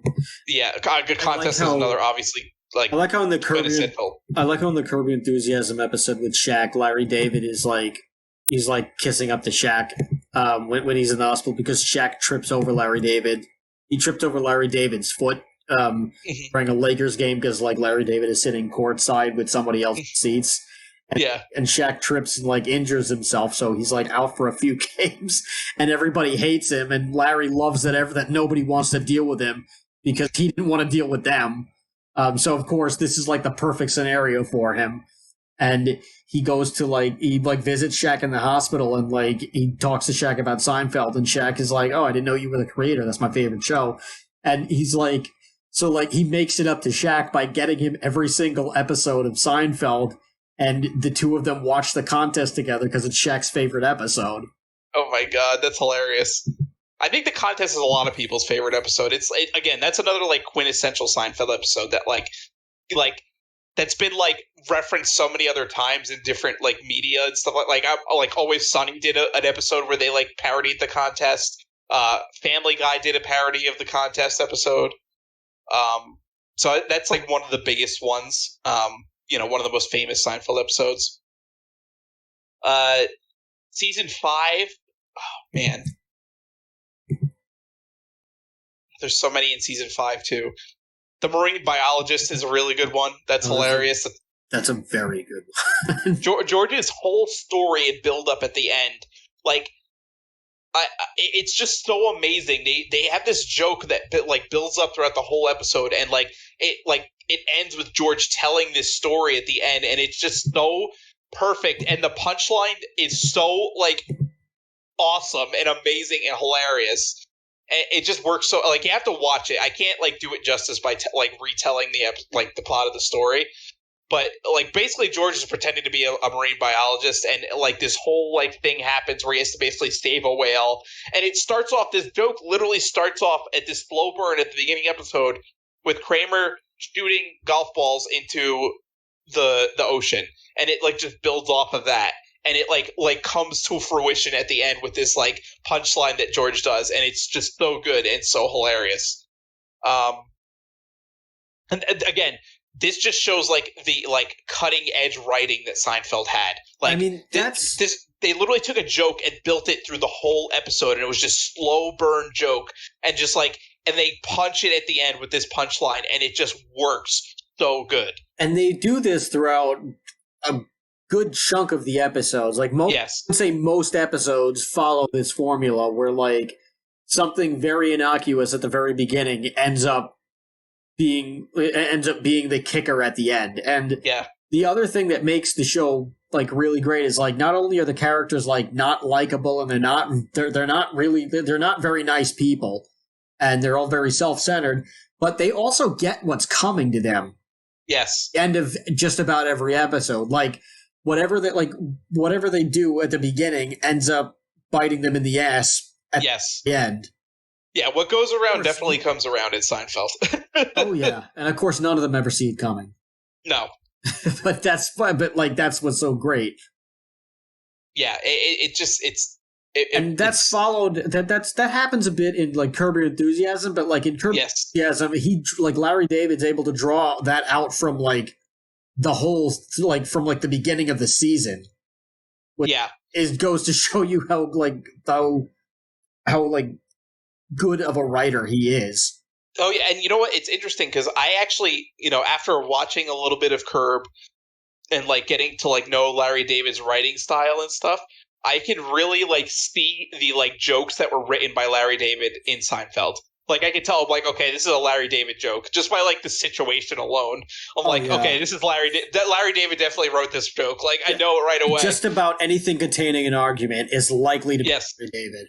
Yeah, any or awkward a disagreement situation of some kind. Yeah. Let's see. Season 6, I think either the Fusilli Jerry or the Understudy are my favorite. 7 is the Maestro is definitely up there, and the Calzone. It's another one that's up there for me. I love the Calzone. The Calzone episode is hilarious, and I always say, "Let's go with the Calzone for pie." I say that all the time. I say that every now and then too, and my lady, but my fiance. How could I not do that with when we're talking about Seinfeld? She usually does not know what the hell I'm talking about. I can't. I don't think that we've ever watched the episode together, and I'm not quite sure if she's seen it. But like, for like the longest time, she was like, "Why do you do that whenever you make calzones?" We're gonna get the calzones from Paisan. Yeah, I make calzones too. We have a pizza stone, and I also used to work at a pizza place when I was in college. So I've got some calzone experience. Yeah. To my resume. But it's and like just about everybody that I know that was a good Seinfeld fan, like our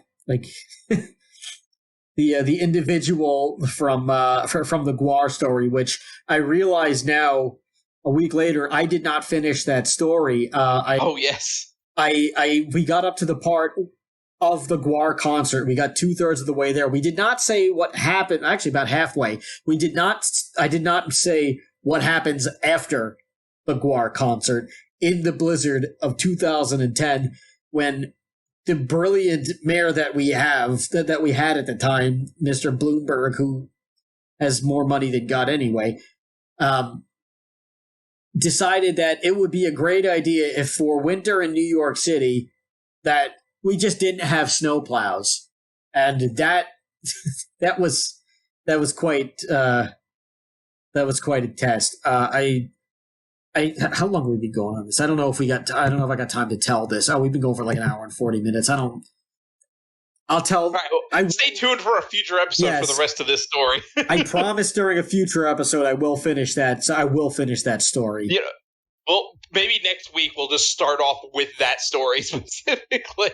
Yes, that's what we can do. I'll do that next week. We'll make a show note. And we'll start the story off by airing that grievance. Speaking of the airing of grievances, the Festivus episode. Oh my God, the Festivus is episode. One of the most iconic episodes, to the point where people, including me, celebrate Festivus every. Yes, Festivus has become a holiday, and it's and I always set my Facebook picture or whatever, like the cover photo of Facebook, to like George Costanza's like a donation has been made in your name to the Human Fund picture, the card. We actually gave that to people, yes, we were doing nuclear hatred /Zamboni. Our drummer Roger at the time, who played on most of our album. I hope that guy's doing okay. We haven't really spoken to him since after that. He kind of fell off, and I don't.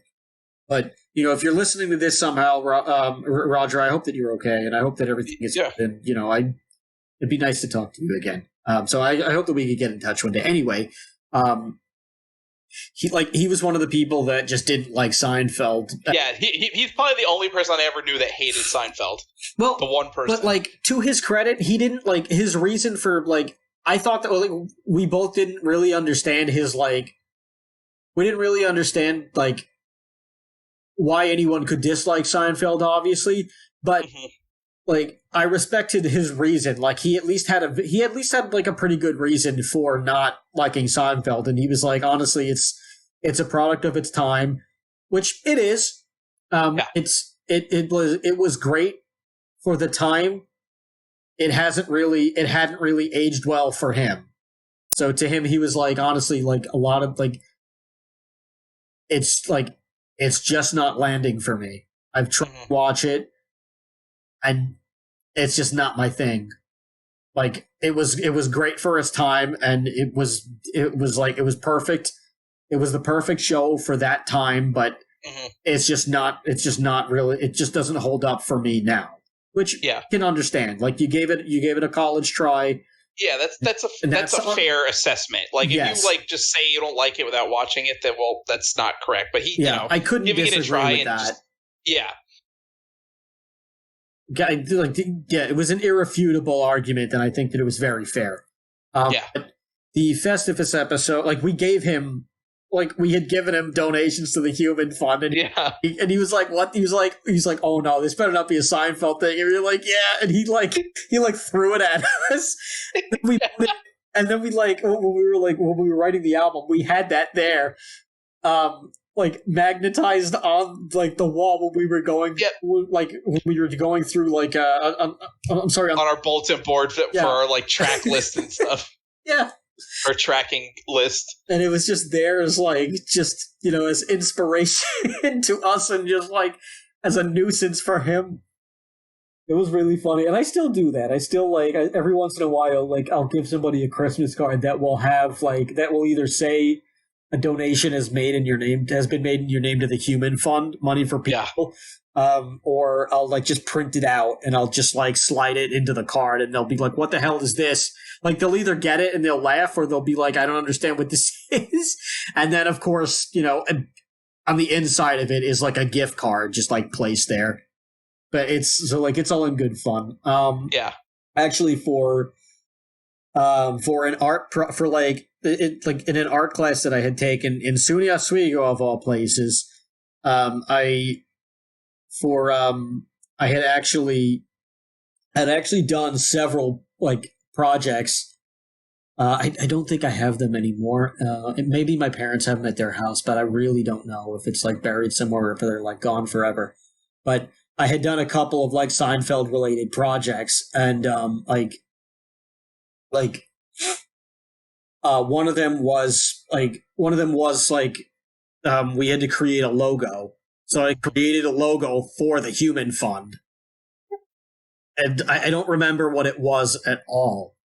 But I think it was like, I want to say that like I modeled that, like I based it after one of like the biggest corporate logos. Yeah. I don't know. I can't remember if it was Pepsi or Coke or if it was like, or I can't remember if it was a soft drink company or a big like media company or something like that. But I based it off of like one of their logos, and it was the Human Fund. And the teacher was like, actually, like one, he was an amazing painter and artist, and he like just had this big fear of rejection, and he like never. I hope that he got past it. The guy's name is Jason Chaney. He's incredibly talented. So if you're listening, man, you really got to put yourself out there if you haven't started doing it. But he was unbelievably talented, and for whatever reason, he was always afraid of rejection, so he never sent his stuff out. And he had his like big inspiration was Ed Repka, who like did basically every thrash metal album in the 80s. And oh yeah, and he still does a lot of that work today too. Yes, and he like his paintings were very much in the style of Ed Repka and like H.R. Giger, and like he did a lot of work with acrylics, and it was masterful stuff. Mm-hmm. It was like, dude, why aren't you doing these album covers? And he was like, honestly, I'm just afraid of rejection. We should have gotten him to do our album. I wish I had thought of it at the time. I'm really sorry, man. One day, if we delve back into the musical world, we will reach out to you and we'll try to get you on an album. I can't make any promises that we'll get back into music, but if we do and we decide to make an album, I definitely want this. We definitely want to work with you, man. It would be nice to catch up. But the other project that I had done was I believe I did it was supposed to be like a propaganda-ish poster, or it was supposed to be some kind of a big poster for something. And I did Vandalay Industries. As if it were, no, it was a movie poster, I think. That's what it was. Yeah. So, like, I did a movie poster. It was either about, no, it wasn't about Vandalay Industries, but it was one of Kramer's quotes, and I took it and turned it into, like, the movie title, I think. And there was, like, this, I'm sorry. I think maybe it was Vandalay Industries. Well, anyway, it is, like, it's like the embodied, like Kramer, like, okay. So if my memory is serving me correctly, we have whatever the company's name is, or whatever it is, or whatever the name of the movie poster is, and the poster is this big corporate businessman, and it's like you can just only see him from the back, but it's clearly Kramer at it, like turning around at like in like a desk, and like the big desk on the on like the name signage, it says C. Kramer, and he's smoking a giant cigarette. He's smoking a giant cigar. He's like laughing in his chair, and he's like, and there's like just money all over the place surrounding him, and you can see through the window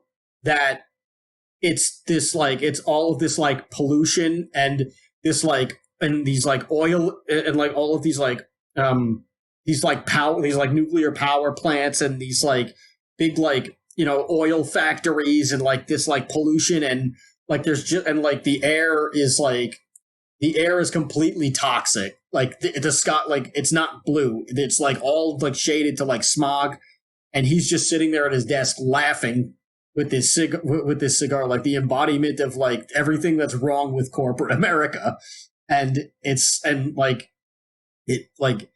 clearly and like there's a logo, there's like a coffee mug or something. No, that's what it is. There's a coffee mug that says Vandalay Industries on it, and it's Kramer there. Obviously, George is the one who makes up Vandalay Industries, but like Kramer was perfect. And at the time, I had the Kramer painting poster in my dorm room. So like when I was working off of it, I could easily sketch that out and just look at that as a reference. So that's why I did it. And he's wearing the same blazer in the as he is in that poster. Yeah. And also in another project where like, which is historically the first thing of voice acting I ever did, was somebody needed help with like like an audio engineering project, and they needed, and he was like, I have to sell a product and make like a commercial for it. He's like, listen, you have ideas, you know, what do you want to do? And we're sitting in my dorm room, and and I'm like, why don't you sell the Kramer poster? And he's like, what? I'm like, yeah, why don't you just, you know, make a script off of the Kramer poster? You know, just like, why don't you just sell that? Just do a commercial for that. He's like, really? I'm like, yeah, I'll help you write the script. Like, well, like it's fine. Like, let's do it. So we did that. So we did do that. And we had this wonderful, absurd thing that if I can find it, I'll play it on the show. I don't want to totally dox the gentleman, but he's a very hardworking individual. Let's call him Jerry. just since we're on the topic, let's call him Jerry.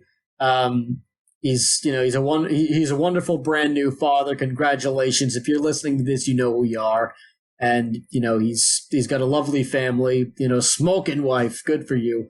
And you know, just living all the good, living all the good life. You know, the guy was a genius anyway, and a hell of a drummer. Very very talented guy. But yeah, so we made the Kramer poster commercial, and like the whole point is like the commercial revolved around there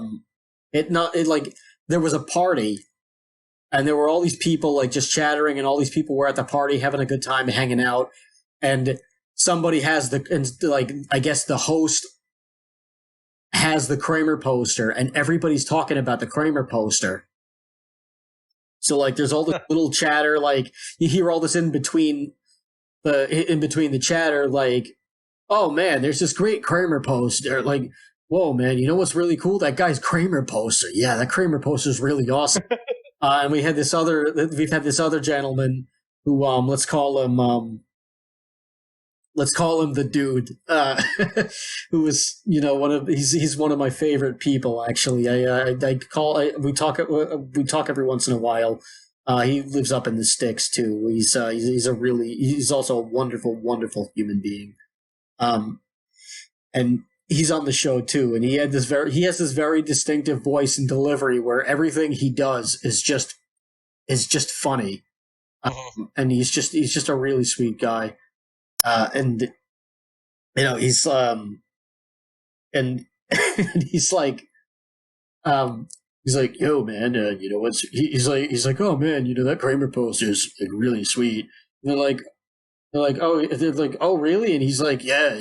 They're like, what's that poster? He's like, oh, it's from a show. It's from, you know, I guess he would be the host of the party. And he's like, oh, it's from a show. It's like it's this guy Kramer. He's really funny. He's always doing like all the craziest things. It's really funny. And they're like, oh man, yeah, I remember that show. That show was great. Yeah, Kramer was freaking awesome. And there's little chatter like, oh my god, Kramer. And then you hear this one person who's like, who's Kramer? And like the record scratches and the party like stops it dead in its tracks. And like, and then it just cuts to like, and then it just cuts to like, it just cuts to like the like disclaimer stuff that you have at the end of like a legal commercial or like, or or like a pharmaceutical where it's like, if you want to purchase this Kramer poster, you'll be the hit at the party and blah, blah, blah, blah, blah. And like, it's just, and it's like sped up and it's really funny. Yeah, my particular line in there was the guy who like notices the Kramer stuff and like just the other like banter. And it was just like, hey, is that a Kramer poster?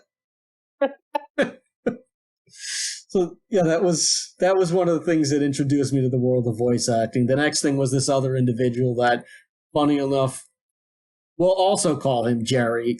He's a very talented filmmaker. Him and his lovely German wife live out in California. They're very wonderful people. I know I say that a lot, but the people that I meet, well, for the most part, tend to be very wonderful. At least the people that I like tend to be wonderful.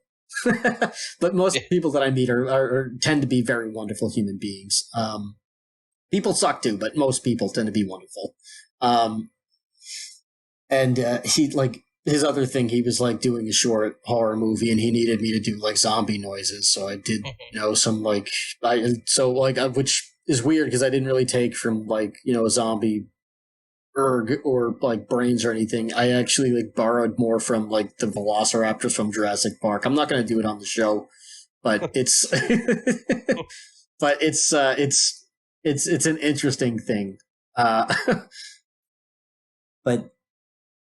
yeah. Anyway, I'm so sorry. What I was getting to was Festivus. In a long-winded way, I was getting to Festivus, and if you don't know what Festivus is, it is this ridiculous holiday that it actually had been a holiday for a very long time, and it actually goes back like fairly far. But the rules of the actual Festivus had nothing to do with the Seinfeld episode. A lot of people believe that the show was invented on Seinfeld, that the holiday was invented on Seinfeld. It takes place the day before Christmas Eve. So, December 23rd. Yeah, for anybody who celebrates Christmas, it would like your calendar would be Festivus, Christmas Eve, Christmas Day. If you celebrate Hanukkah or Kwanzaa, sometimes your holiday might actually coincide with Festivus. Like your last day might be Festivus, or the day after might be Festivus. So you get like that extra, you know, 8th or 9th day, depending on what you're celebrating. And in this particular episode, it's called The Strike. It's in season 9. Yes, and we mentioned this is where Kramer, like we learned that Kramer used to have a job at a bagel store. Yes, and he, you know, they find like George, like we find out about the holiday Festivus that George's father, Frank Costanza, played by, you know, the late great Jerry Stiller, who now his mother had passed too, and Jerry's mother passed also. We didn't really talk much about the parents. Also, we could friggin' talk for 3 hours about Seinfeld. So yeah, we keep going to every character. We really could. It's like it's similar to the Guar thing, where like there's just so much to cover. You know, where like you just can't tell it all in one show. But no. This particular episode, we learn about the holiday created by Frank Costanza, kind of out of being cheap and lazy for the most part. Yes. Where he said he creates this holiday as a child, and like while George is a child, and it's because he goes to like the store to get whatever the hot new toy is, and of course, similar to a Jingle All the Way situation. We'll get to that at one point eventually to talk about for an episode, because I love that movie. We find it's the last toy on the shelf, and it's the day before Christmas Eve, basically, or it's like the week of Christmas or whatever it is. It's like last minute. Frank's doing his Christmas shopping for George, which we find out is a girl doll, which of course now, like, that joke has like aged a little, like, not like, it hasn't really aged that great, because we don't really, we're like moving away from like gender norms and toys, and like that's fine. I really don't care. Buy the kid whatever they want. If they want it, it's fine. It doesn't mean anything.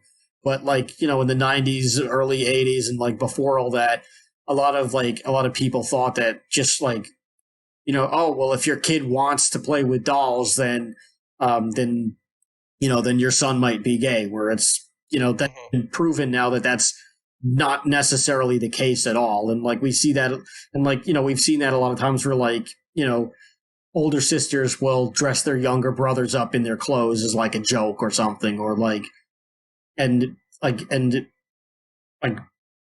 the brother ends up like, being interested in women.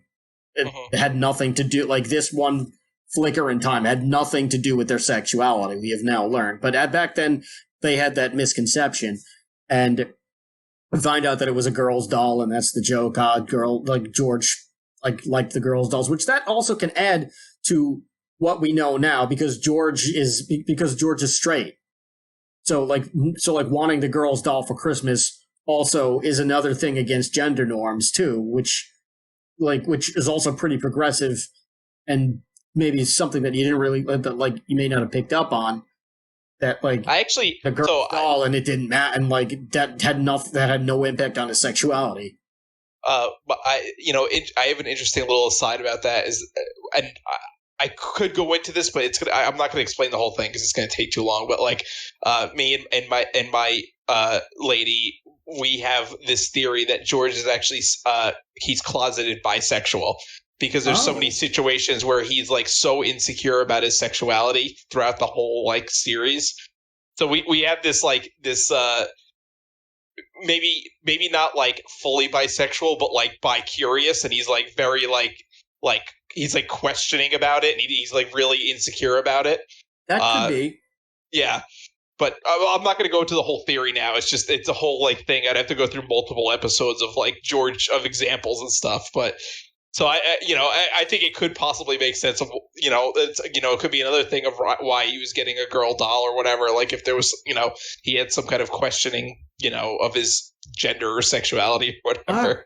Could be. I mean, the psychology of Seinfeld characters could all, like, a psycho. Oh yeah, you could freaking probably write a textbook size book about it. Yeah. Then that's a job for somebody else. Yeah, they've done that already. I don't know, but anyway, so he comes up with these he gets into like a big fist fight with the other person who was going for the doll, Frank, and he realizes that this commercialism of Christmas, which he's right in a way, is just ridiculous, and he's like, why am I hitting this guy? Like, I'm doing this over a doll? This is so stupid. So he decides not to. He decides, you know what? I'm done with this Christmas thing. So maybe he has a moral conflict. Again, not doing a full-blown psychoanalysis, but he decides, I'm going to do away with the commercialism. So, like, he does this thing that's the polar opposite, pun intended, of Christmas, which is he puts an unadorned pole, just a cold steel pole in the corner. Aluminum. Yes, aluminum, in the place of a Christmas tree. Mm-hmm. He says that he finds tinsel distracting, but you don't have to put tinsel on your Christmas tree. So he clearly just wants nothing to do with Christmas. Instead of like a big Christmas dinner where like you celebrate everyone around you and you're grateful to be with everyone for another year and you're happy to have everyone's company. You instead do the airing of grievances and you complain about how everybody's like disappointed you over the year. Yes. And then, of course, you have the feats of strength where you like literally wrestle somebody to the ground, essentially. Yes, and the holiday, it does not officially end until the Festivus host is pinned. Yes. And then there's, of course, the Festivus miracles, which are oftentimes like things that go wrong. So in the episode, Elaine. It's so hard to go into episodes without explaining like a huge convoluted backstory that you have to like watch the episode to understand. But Elaine essentially she gives away a fake number on the back of a sub card that she was saving up. Like every time she bought a submarine sandwich, she would get a punch and then she gets a free sandwich. So she goes through this whole process of trying to get this card back. And ends up not being able to get it back, and then also gets like a steam bath because she's sitting in the bagel store waiting for a phone call, and Kramer sabotages the bagel machine, and it just makes the whole place steamy. So she ends up going to this Festivus dinner, and the two guys from the off-track betting that like that was like her fake number, her go-to fake number, end up showing up because they find out like through Kramer that he was going to see Elaine. So it's like these two creepy guys basically stalking her, and Kramer calls it a Festivus miracle. And then, of course, there's another situation where Jerry's girlfriend like shows up and thinks that like, he's cheating on her with Elaine. And so Kramer is basically like, it's another Festivus miracle. Like, and I mean, the whole reason that we find out about this holiday is because George asks his boss for the day off, and his boss has never heard of Festivus. He also gives people he gives the fake Christmas cards. That's what causes him to like have to like basically own up to the holiday as a way to get out of like scamming his boss, basically. Yeah, and his boss is like, "What the hell is Festivus?" And he's like, "I don't believe you." So he's like, "All right, I could prove it if I have to." Yeah, so he like takes him to Festivus, and his boss like, of course, is like, "This is the dumbest thing I've ever seen. I can't believe I wasted my time. I'm going home." and it's just very funny. But I've been to several Festivus parties. I've never gotten the chance to host one, but yeah, Festivus is a very fun time. It's a Festivus for the rest of us. Yes, that's actually the slogan that has been used widespread. But that episode, this is probably the last thing we'll talk about. I mean, because we're getting on 2 hours. Yeah. If we haven't surpassed it. Have we surpassed it? I think we're right about that. Yep, 206. My goodness. Oh, yeah, it's 12:47 in the morning on a Thursday afternoon.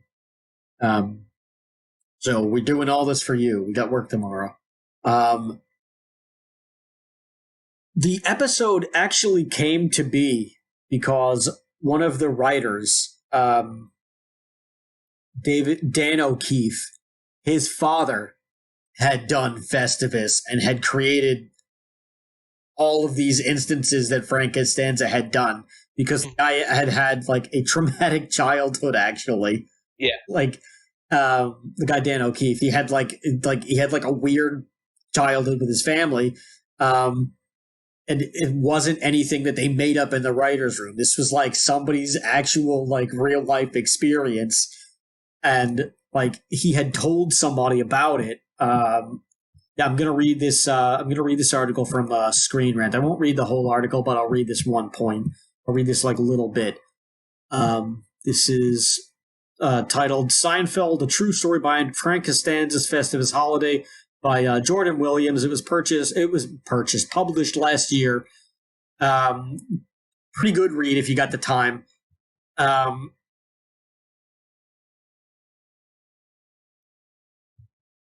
Considering Festivus is one of the most ridiculously fun holiday concepts, it's no wonder it came from a Seinfeld writer's own childhood. This isn't something they could make up in the writer's room. Producers also mentioned that they could have spent years in Seinfeld's writing room and never have come up with Festivus, which is a testament to the cleverness of writer Dan O'Keefe's father, who penned the holiday. Let me just skip around a little bit here.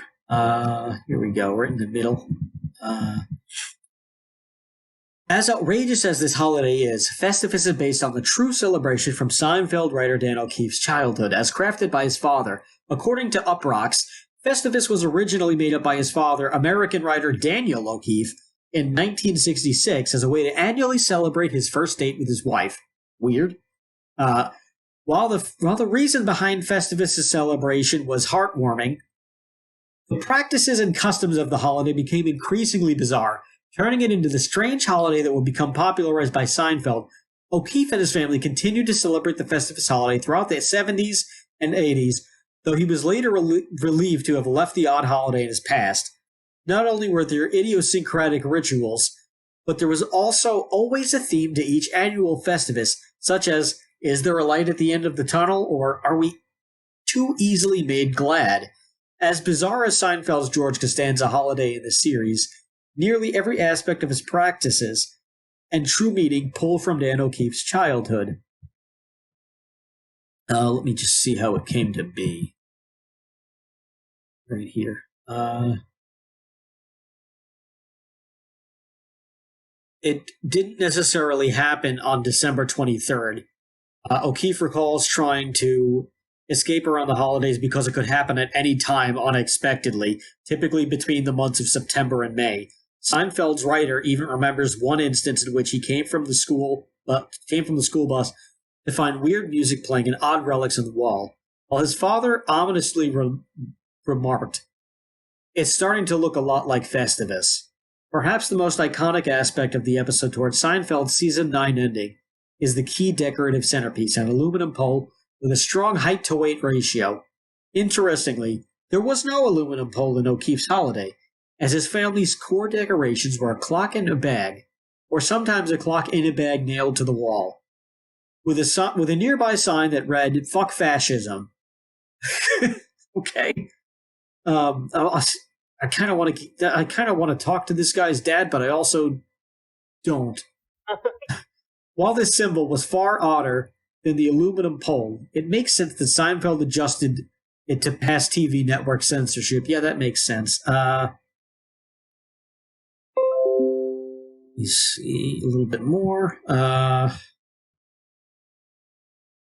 real Festivus, which began at the time of O'Keefe, around the time O'Keefe was 8 years old, didn't actually include feats of strength from Jerry Seinfeld's sitcom, so there was no declaration to stop crying and wrestle his father. O'Keefe says the only time he and his brothers wrestled his father on Festivus was when they were actively trying to avoid celebrating, so his father would chase them around and bring them back inside.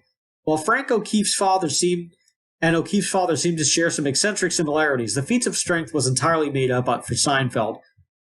They basically had found out that they had basically found out through the grapevine that this guy had a weird holiday, and they didn't want him to talk about it. He had mentioned it to one person who had then mentioned it to everyone else, and they were like, "We got to put this in the show." That's the long story short, which is just really funny. Festivus' name was taken from the Latin holiday, joyous holiday and feast day. The title in Seinfeld, the title in O'Keefe's holiday had simply popped into his father's head and stuck. But Seinfeld's TV gag seemed to have reverted back to its Latin origins in the Festivus for the rest of his phrase, as it essentially implies it to mean a celebration for the rest of us who don't want to celebrate Christmas, or people who are alone for the holidays, or things like that. The rest of us, for O'Keefe, this referred to his departed grandfather, his departed grandmother. The rest of us was referring to those still alive after his grandmother passed. So it's meant to signify the living, as opposed to Seinfeld's version, referring to those who are tired of the Christmas commercialization. O'Keefe did not want this episode to fly, by the way. While George Costanza, this is back to the article. While While George Costanza isn't necessarily O'Keefe in the Seinfeld's season 9 episode, the writer did have a very similar reaction to Festivus as Jason Alexander's character. As previously mentioned, O'Keefe would intentionally try to avoid being home for Festivus, just as George actively rejected Frank Costanza's holiday. Similarly, O'Keefe recalls trying to repress Festivus from his memory after the annual celebrations had resided, while George tries to forget Frank's Festivus due to its oddities being all too real. As such, O'Keefe originally had no intentions of including his bizarre family holiday in Seinfeld, but was given no choice once his younger brother spilled the details of Festivus to Seinfeld's executive producers. Okay, so that's who they got it out of. After the producers found out, they cornered O'Keefe in a restaurant and convinced him to let them adapt it for Seinfeld's season 9 holiday episode, which he reluctantly agreed to. At first, Seinfeld's writer was hesitant because he didn't want America to know the outrageously eclectic nature of his family. Then he had the task of letting his mother and father know their bizarre tradition was being put on such an iconic TV show like Seinfeld. O'Keefe initially recalled his father hating the idea as he felt he was being made fun of, though quickly embraced the popularity of Festivus and used it as a way to justify anything he had done his entire life. This guy's dad sounds like a very interesting human being. Yeah. Although O'Keefe spent most of his life running away from his problematic memories of Festivus, its inclusion in Seinfeld only worked to memorialize and increase the presence of the holiday, turning it into one of the most popular secular traditions around Christmas time. Jordan Williams, good stuff. Good job. Yeah. A proud University of Oregon graduate. Good for her. Yeah. ScreenRant.com. They've got some pretty good stuff every once in a while. This is one of those things. Yeah. You know, when it's not a 6 things that we want to show you, they actually put out some pretty good stuff. Yeah. But yeah, that's Festivus. That's Seinfeld in a nutshell. That's another one of those episodes that you show to somebody who doesn't understand what Seinfeld is.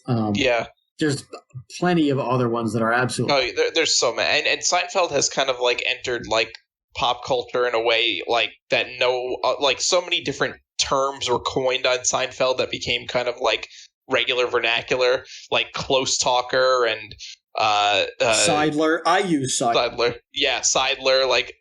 Yada yada yada.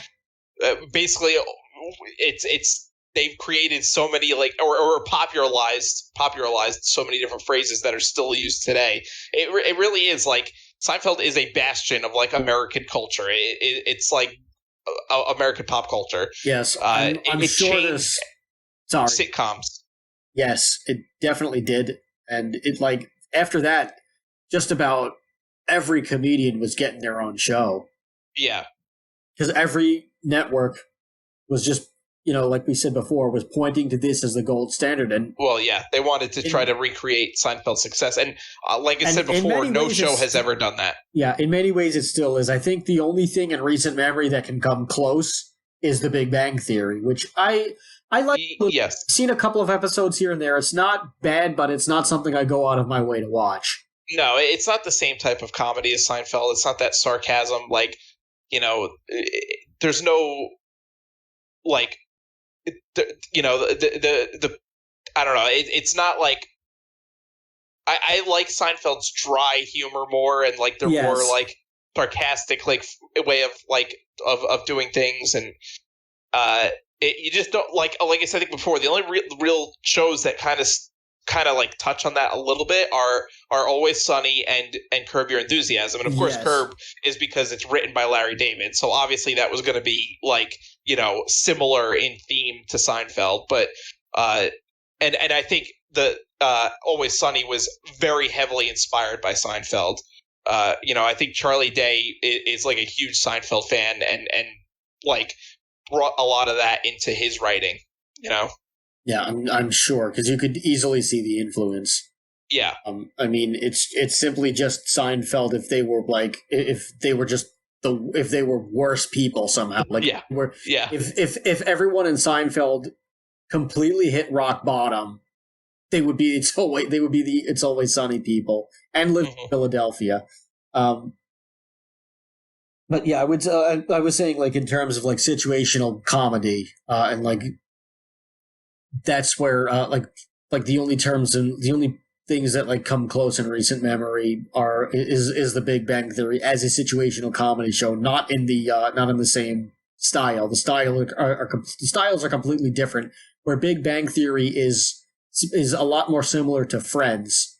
Yes. Is to Seinfeld, which Friends also another show that you'll never see again like that, and No. that will achieve the level of that success in that category of situational comedy.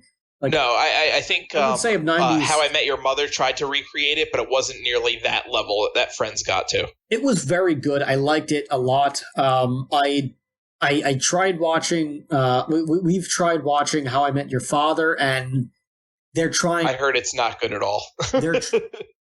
Yeah, it's like the writing is just not good because it's a bunch of people trying to recreate the original show on purpose, and the show is basically the same, except it's just it's Ted's future wife and her band of misfits, as opposed to Ted and his band of misfits. I will say the big difference is, unlike Ted, who is probably the least likable character on that show, Hilary Duff's character, her name escapes me. She's actually not the least likable character. She's actually pretty likable on that show, her character. Yeah. But I gave that show my 3-episode test. Just didn't pass. But Seinfeld is a show that will never get. It's often imitated, never duplicated. It's a amazing timepiece that you could put the late 80s, early 90s in a bottle, and you could show somebody that as a time capsule, and they would be like, "Oh my god, this is what it was like to live in New York City around this time." Yeah, you're gonna get crazy people if you live in New York City. Yeah, you're gonna deal with all kinds of crazy personalities on top of each other, and that's how it is. Like, I have so many. Like, I haven't met every person that lives in my building, but I know for a fact that the few that I've met, they are all crazy characters in their own right. Whether or not you got the mayor of the place, who is this crazy hippie boomer guy who just flies off the handle and doesn't care because he doesn't have a filter. He's got a pension and he's like, "Listen, I don't really care. Like, it's like, I'm gonna say what I'm gonna say, whether you like it or not." Like, it's the kind of a breath of fresh air to see somebody like that every once in a while. But it's also the kind of person that you'd see on Seinfeld. Yeah. So it's just really fun. Yeah. Well, I think we should wrap it up. It's been because we could freaking talk for 4 more hours probably about Seinfeld. I know, and we're coming close to 2.5 hours. So thank you, everyone stuck around this long. Like, I cannot begin to express my gratitude for all of you sticking around and being such wonderful human beings and listening to the show. Like, it just really means a lot to us that you could